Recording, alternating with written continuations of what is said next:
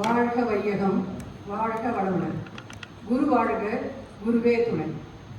இங்கு வருகை தந்திருக்கும் அனைவருக்கும் மாலை வணக்கம். உங்கள் அனைவரையும் அன்போடு வரவேற்கிறேன். நமது சிறப்பு விருந்தினராக வருகை தந்துள்ள முனைவர் திருமதி அமுதா ராமானுஜம் அவர்களை மகிழ்ச்சியுடன் வரவேற்கிறேன். இன்று உலக மகளிர் தினம். இதற்கு பொருத்தமாக நமது நானாநானி மேனேஜ்மெண்ட் எம்டி திருமதி உமா மகேஸ்வரி அவர்கள் how to engage and be happy என்ற தலைப்பில் டாக்டர் அமுதா அவர்களை உரையாற்ற ஏற்பாடு செய்துள்ளார். இதற்கு எம்டிக்கு மிக நன்றி. இதற்கு உதவியாக இருந்த கனகமணி மேடம், ஆனந்தி மேடம் அவர்களுக்கும் நன்றி. டாக்டர் அமுதா ராமானுஜம் அவர்கள் யோகா கலையில் 33 வருட அனுபவம் வாய்ந்தவர். பக்தி மார்க்கத்திலும் ஈடுபாடு கொண்டவர். தேவாரம், திருவாசகம், திருவரை நன்கு கற்று அறிந்தவர். இவரின் தமிழ் உச்சரிப்பும் பல கருத்துக்களை எடுத்துச் சொல்லும் விதமும் அதோடு இழையோடும் நகைச்சுவையும் கேட்பவர்களின் மனத்தை ஈர்க்கும். இவரின் நல் உரையை கேட்டு அறிந்து அதில் உள்ள கருத்துக்களை பின்பற்றுவோம். வாழ்க வளமுடன்.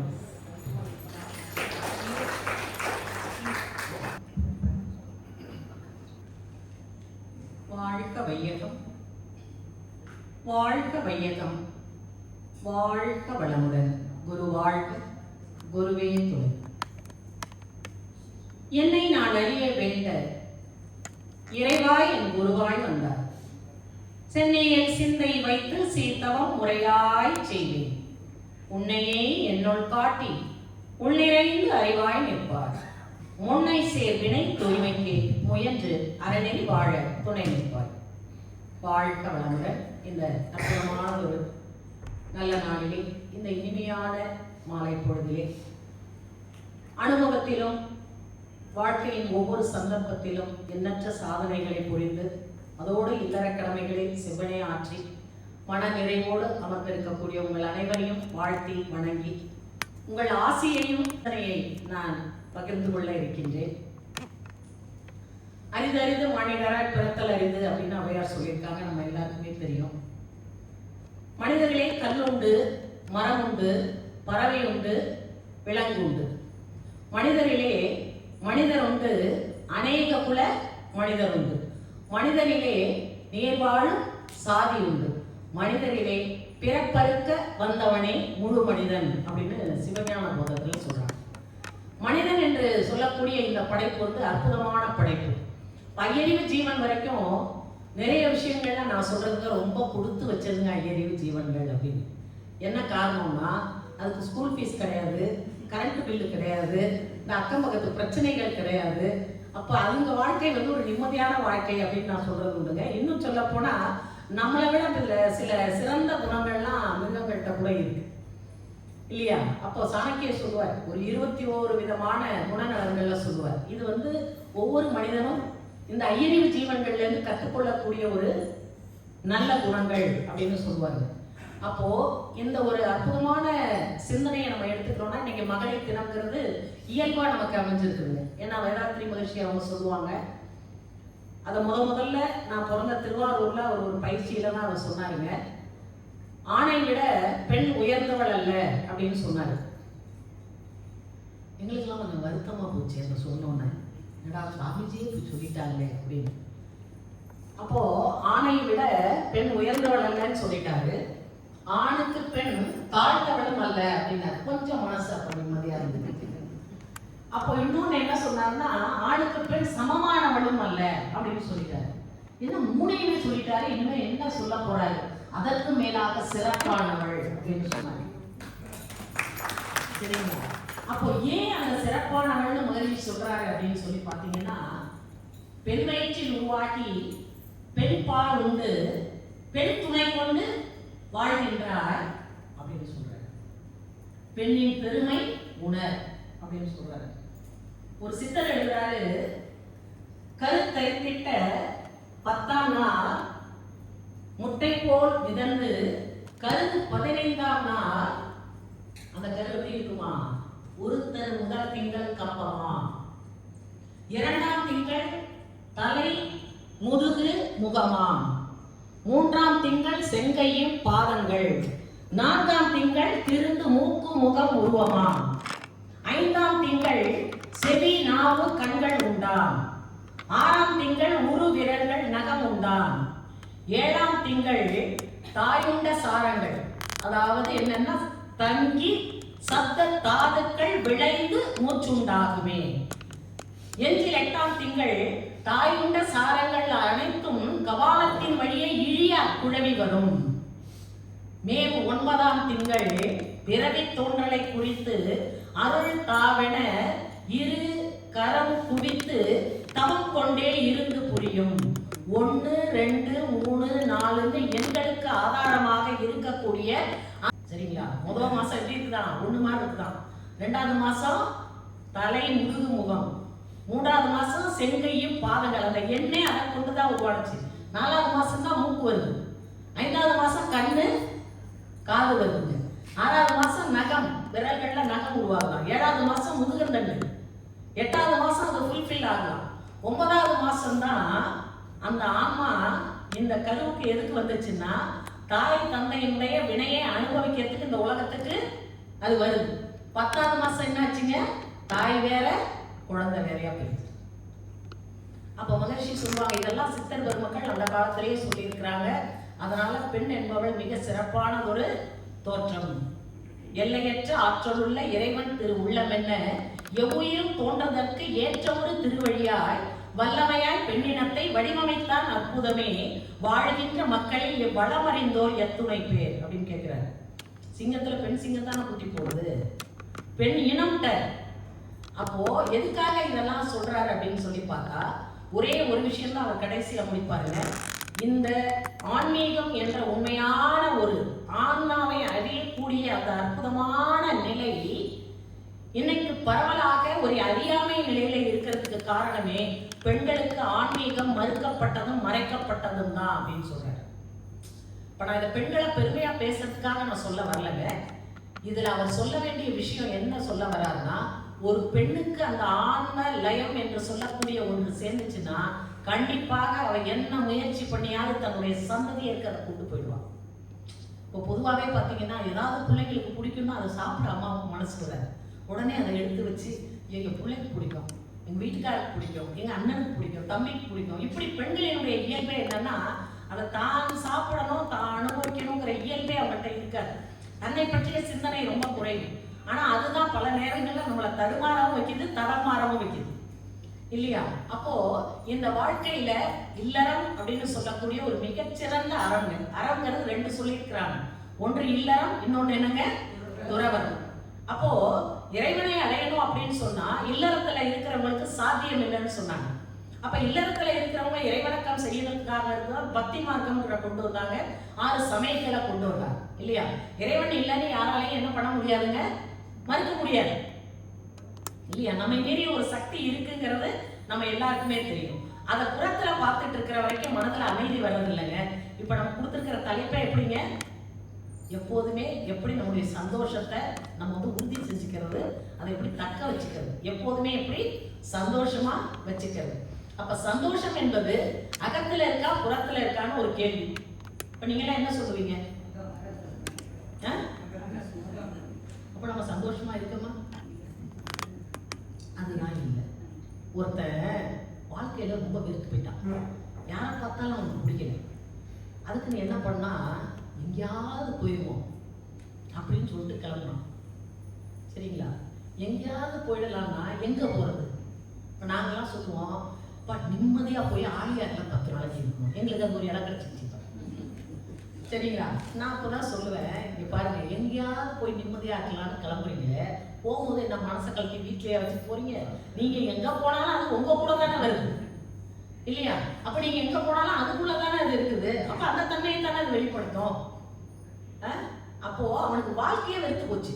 இது என்னடா இது, எங்கேயாவது போய் நிம்மதியா இருக்கணும், இது மூஞ்சிலேயே முடிக்க கூடாது. இந்த மாதிரி நிறைய பேர் டைலாக் சொல்லுவாங்க. மூஞ்சில முடிக்காம எப்படி இருக்குது? இந்த மூஞ்சில முடிக்கணும்னு தானே கடவுள் கொண்டு உறவாவே பக்கத்துலயே வச்சிருக்கிறான். இப்ப அந்த உறவை பார்க்காம நம்ம எங்க போய் இருக்கிறது இன்னைக்கு இல்லையா? இப்ப இதுக்கெல்லாம் என்ன காரணம்னா, ஒரே ஒரு காரணம் தாங்க. எல்லாரும் வீட்டுல 1 2 பேரோ 3 பேரோ 4 பேரோ இருக்காங்க. ஆனா என்னத்தால 4 உலகத்தின் கடைக்கோடியில் இருக்கிறாங்க. உடம்பு தான் ஒன்றா இருக்கே தவிர எண்ணங்கள்ல யாருக்குமே என்ன இருக்கிறது இல்லைங்க, ஒரு ஒத்த தன்மை இருக்கிறது இல்லை. இப்போ இதுக்கு என்ன காரணம்? ஏன் கடவுள் எனக்கு மட்டும் இப்படி படைச்சான் அப்படின்னு நிறைய பேர் சொல்லுவாங்க. உனக்கு மட்டும் தான் படைப்பான், ஏன்னா உன்னுடைய பாவப்பதிவை நீ தான் அனுபவிச்சு ஆகணும். அதான் விதி. அவரவர் வினை வழி அவரவர் வந்தனர், அவரவர் விதி வழி அவரவர் கணுபவம். எவர் எவர் உதவினர், எவர் எவர் உதவினர், தவ அவர் உணர்வது தம்மை உணர்வது. இது தேவார பாடல். சரிங்களா? இப்போ இதுக்கு பொருள் நம்ம எல்லாருக்குமே தெரிஞ்சீங்களா, நல்லா படிச்சு அறிவுல சிறந்தவங்க எங்களெல்லாம் விட நீங்களாம் அனுபவசாலிகள். அவரவர் வினை வழி அவரவர் வந்தனர் இல்லைங்களா? அவரவர் விதி வழி அவரவர் கணுபவம். எவர் எவர் உதவினர், எவர் அவருக்கு உதவினர். யாரும் யாருக்கும் உதவி செய்ய முடியாது. கணவன் மனைவிக்கு உதவி செய்ய முடியாது, மனைவி கணவனுக்கு உதவி செய்ய முடியாது. எதுலங்க? ஆன்ம தூய்மையில, சந்தோஷத்தை கொடுக்கறதுல யாரும் யாருக்கும் உதவி செய்ய முடியாது. அவங்கவுங்க சந்தோஷத்துக்கான வழியை அவங்கவுங்க தான் தேர்ந்தெடுக்கணும். அப்ப அவனுக்கு ரொம்ப வெறுத்து போச்சு. இந்த கதை நீங்க கேட்டிருப்பீங்க. அப்ப அவன் என்ன பண்ணா, எங்கேயாவது போய் சேருவோன்னு ஒரு சாமியார் மடத்துல போய் சேர்ந்துட்டான். அது வந்து ரமணர் காலத்துல இருந்த மாதிரி ரமணர் சமபந்தி போஜனம் நீங்க கேள்விப்பட்டிருப்பீங்க. எல்லாருக்கும் அப்படியே சாப்பாடு பரிமாறப்பட்டிருக்கான்னு பார்த்துட்டு கடைசியா வந்து சாப்பிடுவார். அவங்கெல்லாம் உயர்ந்த குரு. இப்போ அது மாதிரிலாம் ஆளை பார்க்கறதே கஷ்டம். சரிங்களா? அப்போ அது மாதிரி இவர் வந்து போய் சேர்ந்துட்டான். 1 நாள் ஆச்சு, 2 நாள் ஆச்சு, 3 நாள் ஆச்சு, 4 நாள் ஆச்சு. அவன் வெறுத்து போயிட்டு ஓடிடலாம் போல. அங்கேருந்து இங்கே ஓடி வந்தா, இங்கேருந்து எங்கே ஓடுறதுன்னு தெரியல. திடீர்னு வேற இடத்துக்கு ஓட முடியாது. ஏன் ஓடணும்னு நினைச்சானா, காலையிலேயும் ரவா உப்புமா, மத்தியானமும் ரவா உப்புமா, ராத்திரியும் ரவா உப்புமா, மறுநாள் காலையில ரவா உப்புமா, மத்தியானமும் ரவா உப்புமா, ராத்திரியும் ரவா உப்புமா, 3ஆவது நாள் அதே. 4ஆவது நான் பார்த்து அவனுக்கு அப்படியே கொமட்டிட்டு வந்துருச்சு. சொல்ல முடியல. நான் கூட சொல்லுவேன், ஆலியாரில் காலையில் வெரைட்டி டிஃபன், மத்தியானம் ஒரு அருமையான சாப்பாடு, நல்ல ரூம், ஃபேனு, இது எல்லா ஃபெசிலிட்டிஸும் வச்சு தவம் பண்ணுங்கன்னா எல்லாரும் நல்லா பண்ணும் இல்லைங்களா? உங்களை எல்லாம் சாணி முழுவ விட்டு குருவோட துணி எல்லாம் துவைச்சு போட வச்சு அந்த காலத்து குருகுலம் மாதிரி கொண்டு போய் விட்டுருந்தா ஒழுங்காக தவம் பண்ணியிருப்போம் நம்ம. அப்போ நம்ம மகிழ்ச்சிட்டு நான் மானசீகமாக நினைச்சுங்க, நீங்கள் ரொம்ப இடம் கொடுத்தீங்க சாமி, அதனால நான் தவம் பண்ணாமல் பாதி நேரம் இல்லை தூங்கிட்டு இருக்கிறாங்க. இப்போ சில பேர் வந்து என்கிட்ட கேட்பாங்க, அம்மா நான் நல்லா தவம் பண்ணானா? எங்க நீங்கள் தவம் பண்ணி ஏன்னா உங்களுக்கு தெரியுமா? இல்லை உங்களுக்கு தெரியும்னு எனக்கு தெரியும், அதனால தான் நான் கேட்குறேன் அப்படின்னு. பண்ணுனீங்க அப்படின்னு எனக்கு தெரியும். நான் கண்ணு திறந்து பார்த்துட்டு இருப்பேன். நான் தவம் நடக்கும்போது எல்லாரையும் பார்ப்பேன். இப்போ மௌனத்துலாம் 200 பேர் இருப்பாங்க ஆழியார். அப்படியே பார்ப்பேன் இடையில எல்லாம் யார் யார் என்னென்ன நிலையில இருக்காங்க. அப்போ யார் தவம் பண்ணுறாங்கன்னு எனக்கு தெரியும். அப்போ நான் சொல்லுவேன், இன்னும் கொஞ்சம் முயற்சி பண்ணுங்கப்பா. எப்படிமா கண்டுபிடிச்சிங்க? சில பேரை பார்த்தா கேட்பேன், நீங்கள் இப்போ கொஞ்ச நாளாக நீங்கள் தவமே பண்ணுறது இல்லையோ? ஐயோ எப்படிமா உங்களுக்கு தெரியும்? அப்படி நிஜமாவே நீங்கள் பண்ணலையா? உங்களை பார்த்தோன்னே எனக்கு கேட்கணும்னு தோணிச்சு கேட்டேன். ஐயோ வர வர உங்களுக்கு எத்தாப்புல வரவே பயமா இருக்குமா? நீங்க என்ன அப்படி இப்படி உடற்பயிற்சியே பண்றதுல போல இருக்கே நீங்க அப்படின்னு எனக்கு கேட்கணும்னு நான் நினைச்சு கேட்கறது இல்லை. என்ன அறியாமே கேட்பேன். அப்ப நான் மகிழ்ச்சி கிட்ட சொல்றேன், ஏன் சாமி அறமுறையா தவம் பண்றதுக்கே அவ்வளவு தெரியுது, இன்னும் நம்மளாம் முழுசா தவம் பண்ணா என்னென்ன தெரியும் அப்படின்னு சொல்லுவேன். இப்ப இதெல்லாம் எதுக்கு சொல்றேன்னா, அது மாதிரி அவன் போய் வெறுத்து போச்சு. அவனுக்கு 4 வேளையும் அதையே சாப்பிட்டு அப்படியே கொண்டுட்டு உட்காந்துருக்கான். அப்படியே கண்ணில் தண்ணியா ஊத்துது. குரு அங்கேன்னு வந்தார். ஏன்பா என்ன சாப்பிடல நீங்க? எல்லாரும் சாப்பிட்றாங்க. இல்லை சாமி. இல்லை சொல்லி என்ன பிரச்சனை உனக்கு? இல்லை ஒன்றும் இல்லை, காலையிலையும் அதே ரவா உப்புமா, மத்தியானமும் அதே ரவா உப்புமா, ராத்திரியும் அதே ரவா உப்புமா. இது எப்போ நடந்துச்சுன்னா 3 நாள் அவன் இருந்தான்ல, இருந்தோன்னே இங்கேருந்து தப்பிச்சு ஓடிச்சான் வீட்டுக்கு போனோன்னா அந்த அம்மா இருந்தால் 3 நாள் எங்கேயோ போய் தொலைச்சிட்டு இங்கே இன்னைக்கு வந்து உட்காந்துருக்குன்னு அந்த அம்மா ஒரு ரவா உப்புமா அவன் பார்த்தான். இந்த ரவா உப்புமாக்கு அந்த ரவா உப்புமாவே பெஸ்ட்னு என்ன பண்ணிட்டான், அப்படியே இருந்துச்சு. திரும்ப இங்கே உட்காந்து திரும்ப ரவா உப்புமா வச்சுட்டாங்க. அதனால தான் அவன் அழுதுட்டு இருந்தான். குரு கேட்டாரு, ஏன்பா அழுகுற, என்ன பிரச்சனை உனக்கு அப்படின்னு. இல்லைங்க கொஞ்ச நேரம் சொல்லலை. குரு சொல்றாரு, நீ எதா இருந்தாலும் என்கிட்ட சொல்லுப்பா, ஒன்றும் பிரச்சனை இல்லை, எதா இருந்தாலும் பார்த்துக்கலாம். நீ வந்ததே வந்து உனக்கு நீ அமைதியாக சந்தோஷமா இருக்கணும் தானே வந்தேன் அப்படின்னு. ஆமா குருவே. அப்புறம் ஏன் நீ இவ்வளோ இதுவாக இருக்க? இல்லை காலையிலையும் அதே ரவா உப்புமா, மத்தியானமும் அதே ரவா உப்புமா, ராத்திரியும் அதே ரவா உப்புமா அப்படின்னு. அப்படியா? நம்ம ஆசிரமத்தில் அதுக்கு வேலையே கிடையாது. இவனுக்கு குழம்பிடுச்சு. என்ன அது நம்ம என்ன கரெக்டாக தான் நம்ம சொல்கிறோம். உடனே அந்த சமையல் கூடத்தில் இருக்கிறவன் அந்த ஆளை கூட்டுவா. உடனே சமயக்காரன் விட்டோம்னா அவன் உடனே, சாமி உங்களுக்கு தெரியாதா என்னை பற்றி, நான் அப்படி செய்கிற ஆளான்றான். ஒன்றுமே புரியல, என்ன இவர் இப்படி சொல்கிறாரு. அப்போ நம்மளுக்கு தான் கண்ணில் தெரியலையா என்ன ஆச்சு அப்படின்னு. அப்போ அவர் கூப்பிட்டு, வாப்பா தம்பி கண்ணை மூலத்தோட எங்கள் ஆசிரமத்தில் நாங்கள் அந்த மாதிரிலாம் போடணும். காலையில் செஞ்ச ரவா வேற, காலையில போட்ட கடுகு வேற, காலையில போட்ட வெங்காயம் வேற, மத்தியானம் போட்ட வெங்காயம் வேற. நாங்க அதே உப்புமாலாம் போடுறது கொடுமையே, இந்த ஆசிரமத்துல வந்து நம்மளுக்கு என்ன தெரிய போறோம் அப்படின்னு. அப்ப அங்க சொல்ல வர தத்துவம் என்னன்னா, வாழ்க்கையில நமக்கு கொடுத்திருக்கக்கூடிய உறவுகளை ஏற்றுக்கொள்ளக்கூடிய பக்குவம் வரும் பொழுதுதான் நம்முள்ளாக நாம் சந்தோஷத்தை நிலைப்படுத்திக் கொள்ள முடியும். இந்த உறவு எதையும் நான் தீர்மானிக்கல. ஒரு வாழ்க்கை துணை இப்படி வரணும், நம்ம இஷ்டத்துக்கு மட்டும் கடவுள் ஒரு பர்மிஷன் கேட்டிருந்தான்னு வைங்க, எனக்கு இப்படி, உனக்கு எப்படி கணவர் வேணும், உனக்கு எப்படி மனைவி வேணும், உனக்கு எப்படி புள்ள வேணும், நம்ம இப்படியா செலக்ட் பண்ணுவோம்? உள்ளதுலேயே பெஸ்டா செலக்ட் பண்ண மாட்டோமா? நம்மள அப்படி கேட்கறதுக்கு இறைவன் என்ன இச்சவாயனா? இதுதாங்க நம்ம லைஃப்ல ஒன்னே ஒண்ணு. நாங்க மனுஷி ரொம்ப அழகா சொல்றோம், கோல்டன் வேர்ட்ஸ். சிக்கல் இல்லா வாழ்க்கை இல்லை, தீர்வு இல்லா சிக்கல் இல்லை. சிக்கல் நிறைந்ததுதான் வாழ்க்கை, சிக்கலுக்குள் நடப்பதுதான் வாழ்க்கை. இதை புரிஞ்சுக்கோ. உனக்கு பிடிச்ச மாதிரியே எல்லாம் மாறணும்னு நீ நினைச்சினா கடைசி வரை உன்னால் அமைதியாகவோ சந்தோஷமாகவோ இருக்க முடியாது. ஏற்றுக்கொள்ளக்கூடிய பக்குவத்தை வளர்த்துக்கொள். இதைதான் முயற்சி செய்வார். மனையில் இருந்தவர் மாதவர்க்கு ஒப்பர், வினையில் இருந்தவர் நேசத்து நிற்பர், பனையில் இருந்த பருந்ததை போல நினையாதவர்க்கில்லை என்பம் தானேன்னு திருமூலர் எழுதுவார். என்ன அர்த்தம் அப்படின்னு சொல்லி பார்த்தீங்கன்னா, ஒரு பனைமரத்துல பருந்து என்ன பண்ணிருக்கோங்க, முட்டை இருக்கு, ஒரு 10 முட்டை. அது அதனுடைய முட்டையெல்லாம் பாதுகாப்பா வச்சுட்டே இருக்கும். மனையில் இருந்தவர் மாதவர்க்கு ஒப்பர் அப்படின்னு சொல்றாரு. இது என்ன அர்த்தம்? இல்லறத்துல இருக்கிறவங்க மிகப்பெரிய தவசீலர்களுக்கு மேல ஒருபடி மேலங்கிறாரு திருமூலர்.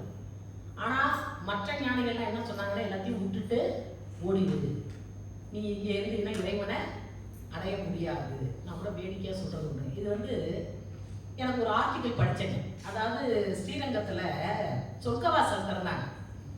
அந்த சொர்க்கவாசல் திறந்து 2 நாள்ல வந்துச்சு ஒரு பேப்பர்ல, ஒரு காணொலியில் இருந்தது. அப்ப நான் படிச்சேன், சொர்க்கவாசல் யாருக்கு அப்படின்னு போட்டிருந்தது. சரி, ஏதோ ஒரு டிஃப்ரெண்டா இருக்கேன்ட்டு படிச்சேன். அப்ப சொர்க்கவாசல் திறக்கிறாங்க, பெருமாள் உள்ள வராரு. வந்தாங்கன்னா நம்ம மக்கள்லாம் எல்லாம் அடிச்சு மோதிட்டு உள்ள போவாங்களா? என்னமோ அதுக்குள்ள போனா சொர்க்கத்துக்குள்ளே கூட்டு போற லெவல்ல போறாங்க. எதுக்கு போறாங்கன்னு எனக்கு தெரியல. சரிங்களா? இப்ப நான் ஒரு கேள்வி கேட்கிறேன், சொர்க்கம் அப்படின்னா எங்கெங்க இருக்கு? சொர்க்கம்னு ஒண்ணு இருக்குன்னு வச்சுங்களேன், முதல் சேட்டலைட் எங்க அனுப்பிடும்? சொல்லுங்க. சொர்க்கத்துக்கு தான் அனுப்பிடுறேன். அங்க ஒண்ணு இல்லைங்கிறது கன்ஃபார்மா தெரியுதுங்களா? நரகம்னு ஒண்ணு இருக்கா?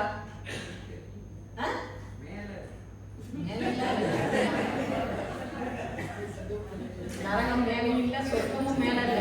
எல்லாம் எங்க இருக்குன்னா நம்மளை சுத்தி தான், நம்மளை சுத்தி இருக்கு. நல்லவங்க மத்தியில சந்தோஷமா அமைதியா ஆரோக்கியமா இருந்தோம்னா அதான் சொர்க்கம். நரகங்கிறது என்னங்க? எல்லாம் ஆப்போசிட்டா இருந்துச்சுன்னா அங்க போயெல்லாம் தனியா முள்ளு சவுக்குலாம் அடி வாங்க வேண்டாம், இங்க இருக்கிறதே போதும். சரிங்களா? அப்ப அந்த ஆர்டிகல் படிக்கும்போது அதுல என்ன பண்றாரு, பெருமாள் பாக்குறாரு, இவ்வளவு பேர் போறாங்களே, எவனாவது உண்மையா சொர்க்கத்துக்கு போறவன் இருக்கானாங்க டெஸ்ட் பண்ணணும்னு பார்த்துட்டு பெருமாள் நல்ல ஒரு வைணவ பெரியார் மாதிரி நின்றுட்டு அப்படியே ஓரமா நிக்கிறாரு. ஒருத்தனை பிடிக்கிறாரு, எப்பா எங்க போறீங்க எல்லாரும் வேகமா? சொர்க்கத்துக்கு போறோம். எப்ப சொர்க்கம் இதுக்குள்ளேயா இருக்கு? ஆமா. அது எப்படிப்பா சொல்ற? அதான் பெருமாள் போறாரு முன்னாடி. அப்ப அவர் போறதுனாலதான் இது சொர்க்கம்ங்கிறியா? அவர் திரும்ப ரிட்டர்ன்ல அங்க போயிடுவாரு. அது போட்டிருக்காங்க அந்த ஆர்டிக்கல்ல. எனக்கு ரொம்ப வேடிக்கையா இருந்தது. அப்ப வந்து இல்லப்பா உண்மையா நீ சொர்க்கத்துக்கு போகணுமா? ஆமா, வா நான் கூட்டிட்டு போறேன். எத்தனை பேர் அந்த மாதிரி கிளம்பிருக்கீங்க? நீ உனக்கு என்ன சொர்க்கம் எங்க இருக்கு?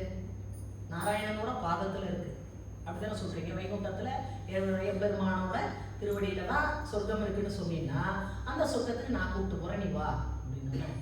உன்னை எப்படி நான் நம்புறது? என்ன நிக்கிறதே அவர் தான், ஆனா உன்னை எப்படி நம்புறது அப்படின்னு அவ மட்டும் சொல்லுவா, இல்ல இல்லப்பா நான் தான் நாராயணன், உனக்கு ஒண்டி சொல்றேன், உன்னை கூப்பிட்டு போகணும்னு நான் முடிவு பண்ணிட்டேன். நான் வரல, இன்னும் இப்பதான் பிள்ளைங்க எல்லாம் எல்கேஜி யூகேஜி படிச்சுட்டு. உண்மையிலேயே கடவுள் மட்டும் வந்து நம்மளை சொர்க்கத்துக்கு கூப்பிட்டாங்கன்னா யாராவது தயாரா இருக்கமா? இல்லைங்க. ஏங்க இந்த பொய்யான இந்த ஒரு விஷயத்த நம்ம நம்பிக்கிட்டு அப்படியெல்லாம் கிடையாது. இந்த வாழ்க்கையில முன்னை பிறவியில் செய்த முதுதமும் பின்னை பிறவியை பெற்றால் அறியலாம். தன்னை அறிவது அறிவாம் அத்தை விட்டு பின்னை அறிவது பேயறிவாமே வருது. அடுத்த பிறவியெல்லாம் பத்தி யோசிக்காத. இந்த நிமிஷத்துல நீ எப்படி உன்னைய சந்தோஷமா வச்சுக்கிறதுன்னு யோசி. மத்தவங்களை, ஏன்னா மகரிஷி எங்களுக்கு அழகான ஒரு விளக்கம் கொடுப்பாரு. உங்ககிட்ட இல்லாத, நீ கூட நான் வகுப்புல சொன்னேங்க, உங்ககிட்ட இல்லாத ஒன்றை நீ மற்றவங்களுக்கு கொடுக்க முடியாது. உங்ககிட்ட பொருள் இருந்தா மற்றவங்களுக்கு கொடுக்கலாம், உங்ககிட்ட உணவு இருந்தா நீ மற்றவங்களுக்கு கொடுக்கலாம், உங்ககிட்ட அன்பு இருந்தா நீ மற்றவங்களுக்கு கொடுக்கலாம். கொடுக்கறதுல தாங்க சந்தோஷம் இருக்கு. ஒருவரிடம் இருந்து பெறுவதை விட கொடுக்கறதுல தான் சந்தோஷம் இருக்கு. ஒருத்தர் கொடுக்கணும்னா அந்த கொடுக்கக்கூடிய தகுதி நமக்கு இருக்கணும். என்கிட்ட அந்த பொருள் இருந்தாதான் கொடுக்க முடியும். உங்ககிட்ட அன்பு இருந்தாதான் நீ மற்றவங்களுக்கு கொடுக்க முடியும். உன்கிட்ட மகிழ்ச்சி இருந்தாதான் நீ மற்றவங்களுக்கு இருக்க முடியும். நம்ம ஏதாவது ஒரு பிரச்சனை நினைச்சு சோகத்திலே இருந்தோம்னா நம்மளை பார்க்க வரவங்கள என்ன ஆவாங்க? நல்லா சிரிச்சுக்கிட்டு வரவங்க கூட சோகமாயிடுவாங்க. இது தேவையான்றேன். யாருக்கு பிரச்சனை இல்லை, அது பாட்டில் ஒரு பக்கம் இருக்கட்டும். அதை தூக்கி போட்டுட்டு அந்த எண்ணத்துல இருந்து நம்ம மனதை விளக்குறதுக்கு நமக்கு என்ன வேணுங்க? ஒரு கான்பிடென்ட் வேணும், சந்தோஷமா இருக்கணும். அப்ப நம்ம அதுக்கான முயற்சி தான் வேதாத்ரி மகிழ்ச்சி எங்களுக்கு கொடுத்துருக்கக்கூடிய பயிற்சிகள் எல்லாமே. எங்களால அந்த மாதிரி வர முடியுதுங்க. நான் உண்மையிலே பிராக்டிக்கலா நான் சொல்றேன். அப்போ மழையில் இருந்தவர் மாதவருக்கு ஒப்பன்ற ஒரு இல்லறத்துல இருக்கக்கூடியவங்க மிகப்பெரிய தவ சிரேஷ்டர்களுக்கு ஈடு இணை இல்லாத அளவுக்கு அவங்க உயர்ந்தவங்க. ஏன் அப்படின்னா, வினையில் இருந்தவர் நேசத்து நிற்பர். வினை என்று சொல்லக்கூடிய இறைவனுடைய செயல் மட்டுமே தன்னுடைய செயலாக யாரெல்லாம் நினைக்கிறாங்களோ அவங்களாம் என்னங்க? நேசம்னா என்னங்க? அன்பு. அந்த அன்பின் வழியில தான் அவங்க இருப்பாங்க. அப்படி இல்லாதவங்க இறைவனை பற்றி சிந்திக்கவோ அல்லது பொழுதனைக்கு பூஜை பண்ணிட்டோம், அதே கவலை, அதே பிரச்சனைனா நம்ம பண்ற பூஜைக்கு என்ன பலன் இருக்கு சொல்லுங்க? நான் சொல்றேன், யாருக்காவது மாற்று கருத்து இருக்கா? ஏன் நம்மளால அத்தனை பூஜை பண்ணி கூட மனதில் அமைதியை கொண்டு வரலன்னா, நான் ஏற்கனவே இங்க சொல்லியிருக்கேன், கையொன்று செய்ய, விழியொன்று நாட, கருத்தொன்று என்ன, வஞ்சக நான் ஒன்று, பொய்யொன்று பேச, புலால் கவலும் மெய்யொன்று, சார செவியொன்று, இவ்வாறு யான் செய்யும் பூசை எவ்வாறு கொள்வாய் வினை தீர்த்தவனே. பூஜைக்கு எல்லாம் பிராக்டிஸ் கொடுத்துருப்போம். கை பாட்டுல ரோபோ மாதிரி போடும், வாய் பாட்டுல கட கட கட கட கட கடன்னு மந்திரத்தை சொல்லும். காது அங்க போற சத்தம், செல் அடிக்குது, யாரோ போன் பண்றாங்க, நம்ம அதை அட்டெண்ட் பண்ணிட்டு வந்திருக்கலாம், இல்லைன்னா சைலண்ட்ல போட்டிருக்கலாம். இப்படி ஒரு பக்கம் அது ஒரு பக்கம் போயிட்டு இருக்கு. கேஸ் ஆஃப் பண்ணணுமா? கரெக்டா சொல்றாங்க. பக்கத்து வீட்டுல இருந்து வர அந்த நேரம் மசால் வடை வாசனை வந்து போதும், யார் வீட்லயோ மசால் வடை சுடுறாங்க. இப்ப இதெல்லாம் நினைச்சுக்கிட்டு நீ உட்காந்து பண்ற பூஜை இல்லைன்னு எனக்கே தெரியுதியா, நான் பண்ற பூஜை இல்லைன்னு. அப்ப இதுக்கு நீ எப்படி ஏமாறுவ அப்படின்னு பட்டியல் தான் கேட்கிற. சரிங்களா? அப்போ நம்ம செய்யக்கூடிய எந்த செயலிலும் மனம் ஒன்றி செய்யல அப்படின்னு சொன்னா அததாங்க அந்த பாடல்ல சொல்றாரு. பனையில் இருந்த பருந்தது போல நினையாதவர்க்கு இல்லை இன்பம் தானே. இல்லையா? காவி உடை வேண்டாம், கற்றை செடை வேண்டாம், பாவித்தல் ஒன்றே போதும் பரமநிலை எய்துதற்கு. சாத்திரங்கள் இல்லை, சதுர்மறைகள் ஏதுமில்லை, தோத்திரங்கள் இல்லை, உலகம் தொட்டு நின்றால் போதுமடாங்கிறது. ஒரு செகண்ட் அப்படியே இறைவா அப்படின்னு நினைச்சா போதும், முடிஞ்சு போச்சு. அந்த இறைவன் நம்மகிட்ட இருக்கிற அத்தனை குப்பையும் தூக்கி என்ன பண்ணிடுவான்? வெளியில போட்டுருவான். நம்ம குப்பையை வெளியில போடாம இறைவனை கூப்பிட முடியுமா? ஒரு விஐபி வீட்டுக்கு வராங்க, உடனே என்ன பண்ணுவோங்க?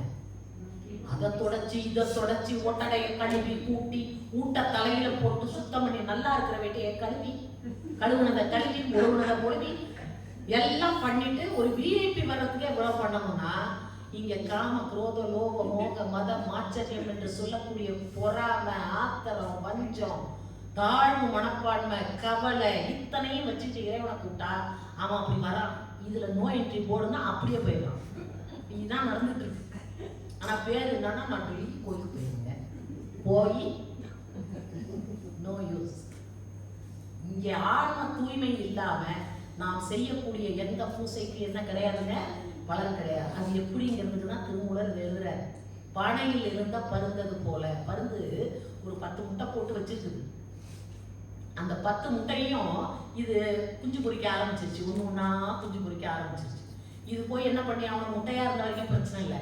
ஆனா அது ஜீவனா வெளியில வந்தோன்னா என்ன பண்ணணுங்க? உணவு கொடுக்க வேண்டியது ஒரு தாயினுடைய கடமை. அப்ப அது போய் உணவு தேட போகும்போது அந்த பனைமரத்துக்கு கீழே இருந்த பாம்பு 2 குஞ்சியை முழுங்கிட்டு போயிடுச்சு. இப்ப இருக்கிறது எத்தனை இருக்குங்க? 8 தான் இருக்கு. இது இப்படி அடுத்த நாள் வந்து பாக்குது, இது 8 இருக்கேன்னு என்றது இல்லை.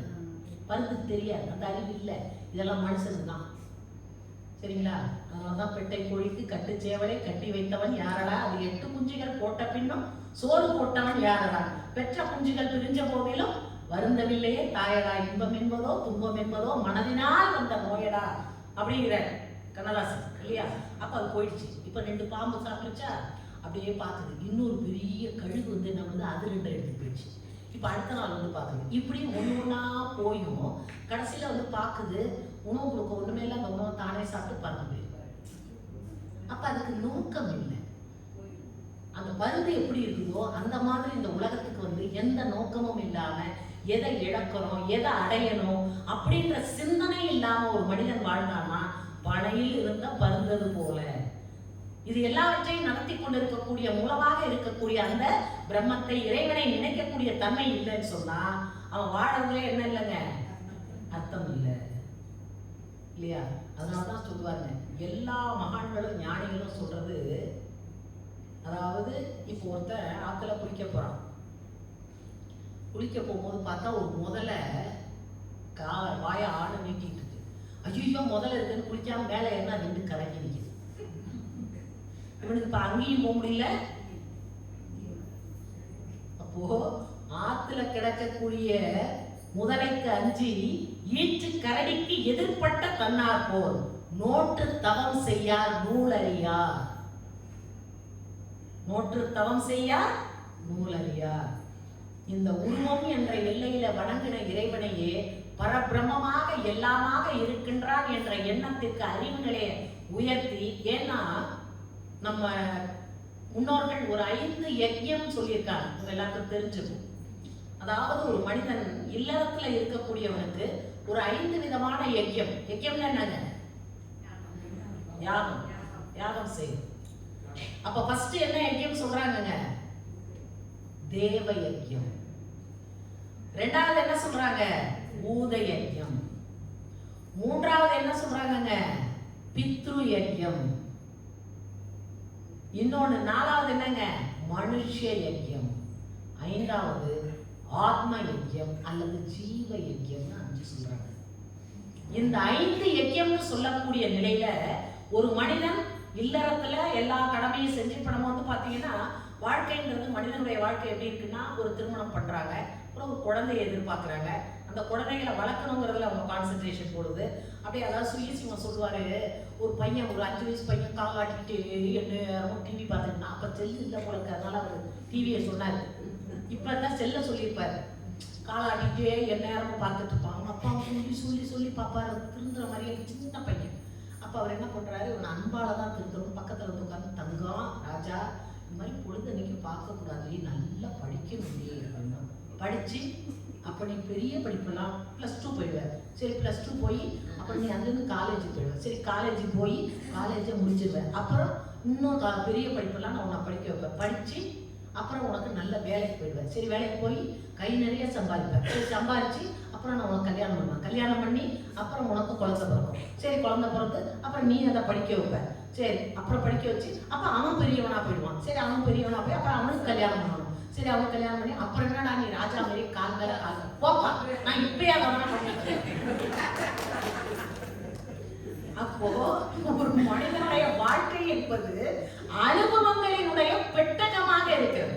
இப்ப இங்க இவ்வளவு பேர் உட்கார்ந்து இருக்கிறீங்கன்னா வாழ்க்கையில பொருள் ரீதியாவோ உறவு ரீதியாவோ நட்பு ரீதியாகவோ அல்லது தொழில் ரீதியாகவோ சமுதாய ரீதியாகவோ எத்தனையோ கஷ்டத்தையும் அனுபவிச்சிருப்பீங்க, எத்தனையோ நல்லதையும் அனுபவிச்சிருப்பீங்க இல்லையா? இது எல்லாமே நமக்குள்ள என்னவா சேர்ந்துட்டு இருக்குங்க? அனுபவங்களாக சேர்த்து கொண்டிருக்கிறோம். அப்ப தேவ யஜ்யம் என்று சொல்லக்கூடியது என்னன்னா, நல்லா தெரிஞ்சுங்க, நம்மை மீறிய ஒரு சக்தி இருக்கிறது. அந்த சக்தி அனைத்தையும் இயக்கி கொண்டிருக்கிறது. இன்னைக்கு காலையில கூட ஒரு கதை சொன்னாங்க. அதாவது சுகிசிவம் இவர் தெங்கச்சி சுவாமிநாதன் சொல்லுவாங்க, நாரதர் நடந்து வந்துட்டு இருந்தார். நடந்து வந்துட்டு இருக்கும்போது ஒரு பெரிய வேதத்துல சாஸ்திரத்துல எல்லாம் பெரிய பண்டிதர். அவர் வந்து, சாமி எங்க போறீங்க? நான் வந்து நாராயணனை பார்க்க போறேன். சரி அவர்கிட்ட கேள்வி, என்னைக்கு எனக்கு முக்தின்னு கேட்டுட்டு வாங்க. சரி கேட்டு வரேன். போனார். கொஞ்சம் தூரத்தில் ஒரு விவசாயம் பண்ணிட்டு இருக்கான். அவன் சொல்லுவான், எங்க சந்தை போறீங்க? ஆசை பொண்ணுங்க. சரி நல்லா இருப்பா. அப்படின்னு எங்க போறீங்க? நாராயணனை பார்க்க போறேன். அப்படியா?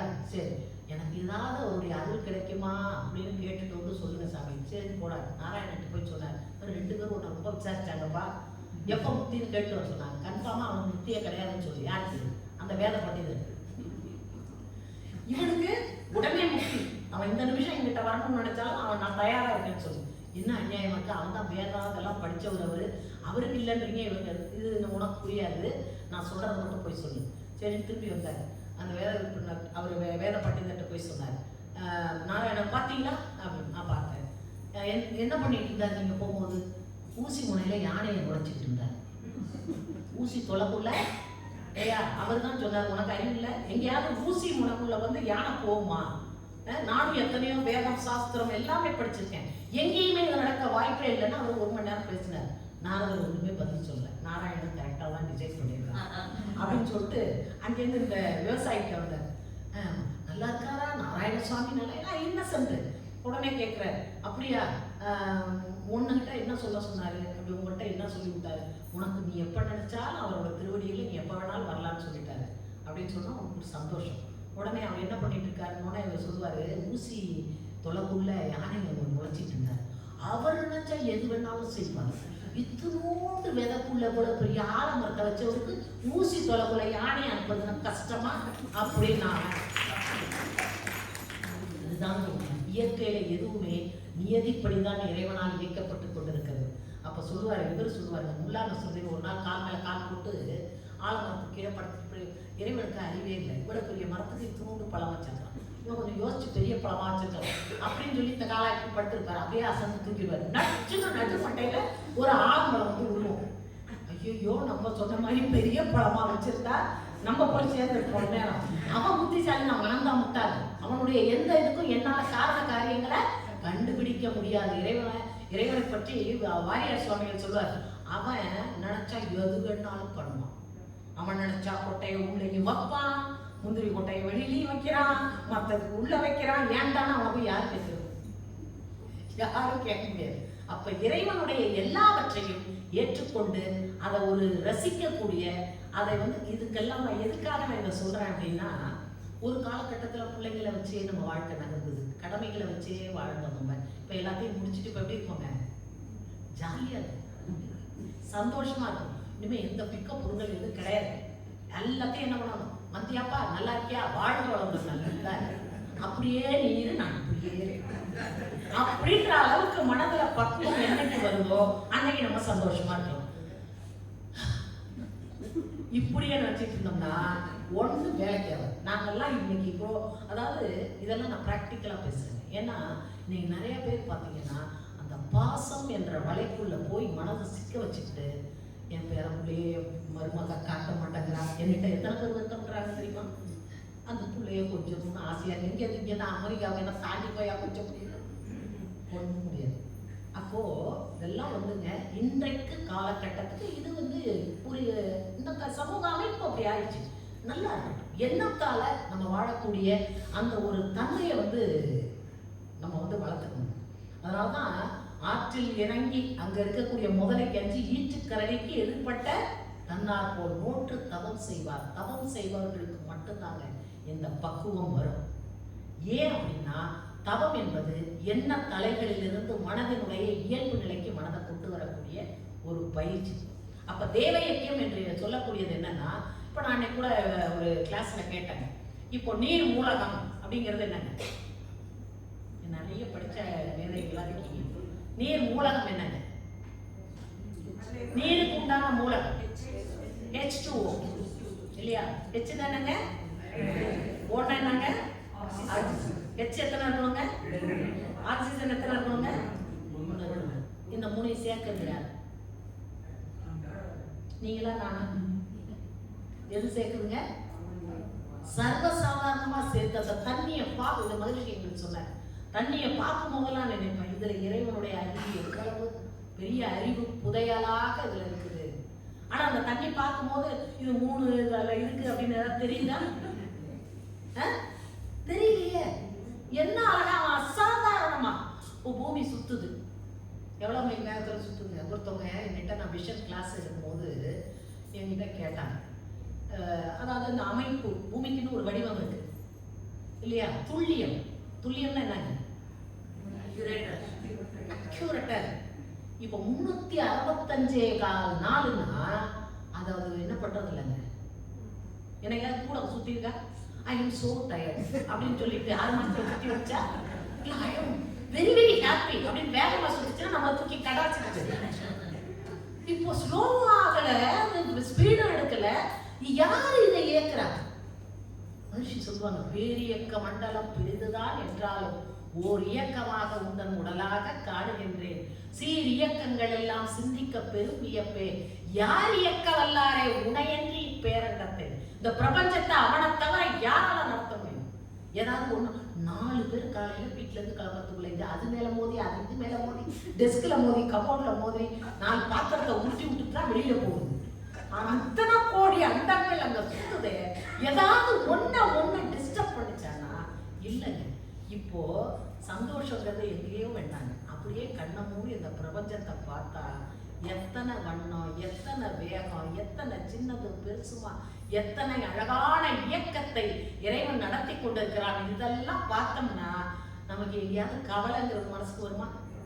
அவங்க என்ன சாப்பிட கூப்பிடல, அவங்க என்ன வாங்கன்னு கூப்பிடல, இதெல்லாம் வந்துங்க உண்மையிலேயே நம்ம ரொம்ப ரொம்ப மனதை அதோட ஆற்றலுக்கு மதிப்பே கொடுக்கலங்க. அது நினைச்சா பிரபஞ்சத்தையே உள்ள கொண்டு வருது. இந்த மனம் நினைச்சுச்சுன்னா கோடான கோடி அண்டங்கள் இருக்கக்கூடிய பிரபஞ்சத்தையே தனக்குள்ளா கொண்டு வரக்கூடிய ஆற்றல் மிகுந்த அந்த மனசை கேவலம் ஒரு சின்ன எண்ணத்தால போட்டு அதை கட்டி வச்சு என்ன பண்ணிட்டு இருக்கோங்க? நம்மளையும் கஷ்டப்படுத்திட்டு பாக்குறவங்களாம் அந்த அம்மாவுக்கு பாவம் புள்ள கவலைங்க, பொண்ணு கவலைங்க, இன்னும் எத்தனை நாளைக்கு தான் பொண்ணு கவலை புள்ள கவலை?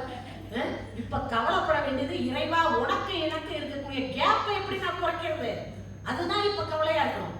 எப்போதும் இறை சிந்தனையிலே இருக்கணும், பாக்குற ஒண்ணுலையும் இறை காட்சியாக. ஏன்னா இந்த வயசுல இதுதான் வேணும். அதுதான் கடைசி இயக்கியம். அது என்னங்க? ஆத்ம இயக்கியம், ஜீவ இயக்கியம்னு சொல்லக்கூடியது என்னங்க? இதுதான். இந்த சிந்தனை யாருக்கெல்லாம் வருதோ அவங்க எல்லாம் சந்தோஷமா தான் இருப்பாங்க. எப்பொழுதும் அவங்க முகமே பொலிவாயிடும். ஒரு சந்தோஷம், அவங்கள பார்த்தாலே எனர்ஜெட்டிக்கா இருக்கு. ஐயோ அந்த அம்மா பக்கமே போகக்கூடாது, ஒரே சோகமா இருக்காங்க அப்படின்னு சொல்ற அளவுக்கு நம்ம இருக்கக்கூடாது. எப்போதும் சந்தோஷமா இருக்கு. மனிதனை இறைவன் சந்தோஷமா இருக்கிறதுக்காக தான் படைச்சிருக்கிறான். இப்போ ஒரு சிங்கமோ, அது அன்னைக்கு கூட இலங்கை ஜெயராஜ் ஐயா சொன்னாரு, 2 விஷயம் தான் மனுஷனுக்கு இறைவன் கொடுத்த வரம். ஒண்ணு சிரிப்பு, இன்னொன்னு பேச்சு. இந்த 2 மிருகத்துக்கு கிடையாது. இப்ப நம்ம சந்தோஷமா இருக்கோங்கிறத நம்ம சிரிப்பு வெளிப்படுத்துது. இப்போ மிருகம் சந்தோஷமா இருக்கிறா, அப்பாக்கான்னு சிங்கம் சிரிச்சுட்டு இருக்கா, ஒண்ணும் கிடையாது. அதுக்கு அந்த வரத்தை இறைவன் கொடுக்கல, நமக்கு கொடுத்துருக்கிறான். அப்புறம் சிரிக்காம சீரியஸாவே இருக்கும். இது என்னன்னு எனக்கு புரியல. நான் ஆழியாலே சொல்லுவேன், எல்லாரும் என்னை பார்க்கும் போது புன்சிரிப்போட இருக்கும். இப்ப நம்ம சிரிச்சுட்டு போகும்போது அமுதமா கொஞ்சம் லேசா சிரிச்சுட்டு இருக்காங்க, மென்டல்னு சொன்னாலும் பரவாயில்ல. அப்போ எப்போதுமே ஒரு சந்தோஷமா நம்ம இருக்க ஆரம்பிச்சோம்னா நம்மளை சுற்றி சந்தோஷமான ஒரு மேக்னெட்டிக் ஃபீல்ட் ஆட்டோமேட்டிக்கா வரும். அப்போ நம்ம அந்த எல்லைக்குள்ள யாரெல்லாம் வர்றாங்களோ அவங்களையும் நம்மளால என்ன பண்ண முடியுங்க? சந்தோஷப்படுத்த முடியும். அப்போ ஒரு காலம் வரைக்கும் நம்ம என்ன நினைக்கிறோம்? மனித மனம் எப்படி இருக்குன்னா, கடமையில் சார்ந்திருக்கும் போது அந்த கடமை முடிச்சுட்டோம்னா தனக்கு என்னமோ ஒண்ணுமே இல்லை இனிமே அப்படின்ற எண்ணம் வெற்றிடம் வரக்கூடாது. மிகப்பெரிய கடமையே அன்னைக்கு தான் நமக்கு தொடங்குது. என்னைக்கு இல்லற கடமைகளை முடிக்கிறோமோ அன்னைக்கு ஒண்ணு சொன்னாங்க. என்னங்க? ஃபர்ஸ்ட் எடுத்தோன்னு பிரம்மச்சரியம், கிரகஸ்தம், வானப்பிரஸ்தம், சந்நியாசம்னு 4 பிரிச்சாங்க. இப்ப பிரம்மச்சரியத்திலயும் யாரும் பிரம்மச்சரியமா இல்ல, யங்ஸ்டர்ஸ் இல்லையா? கிரகஸ்தத்துக்கு வந்துடுறாங்க. கிரகஸ்தத்துக்கு வந்து அந்த இல்லற கடமைகள்லயும் ஒரு ஒழுங்கமைப்போட வாழக்கூடிய நிலை இன்னைக்கு இல்லை, அந்த காலம் அது. அப்போ ஒரு நியதிக்கு உட்பட்டு பெரியவங்களுக்கு கீழே இருந்து நம்ம எல்லாம் இன்னைக்கு வாழணும். இப்ப இருக்கிற மாமியார்லாம் என்ன பண்ணணும்? மருமக என்ன செஞ்சாலும் வாழ்க வளமுடன், அடுப்பு துடைக்கலையா வாழ்க வளமுடன், வீடு கூட்டலையா வாழ்க வளமுடன், செல்வ சரியா அடுக்கலையா வாழ்க வளமுடன். அது அவங்க வீடு. இனிமேல் நீங்க ஏன் வளமுறீங்க? போதும், அடுப்பு துடைச்சது செல்ஃப் அடுப்புனதெல்லாம் போதும். இங்க பண்ண வேண்டியது உள்ள நிறைய இருக்கு. உடுங்க.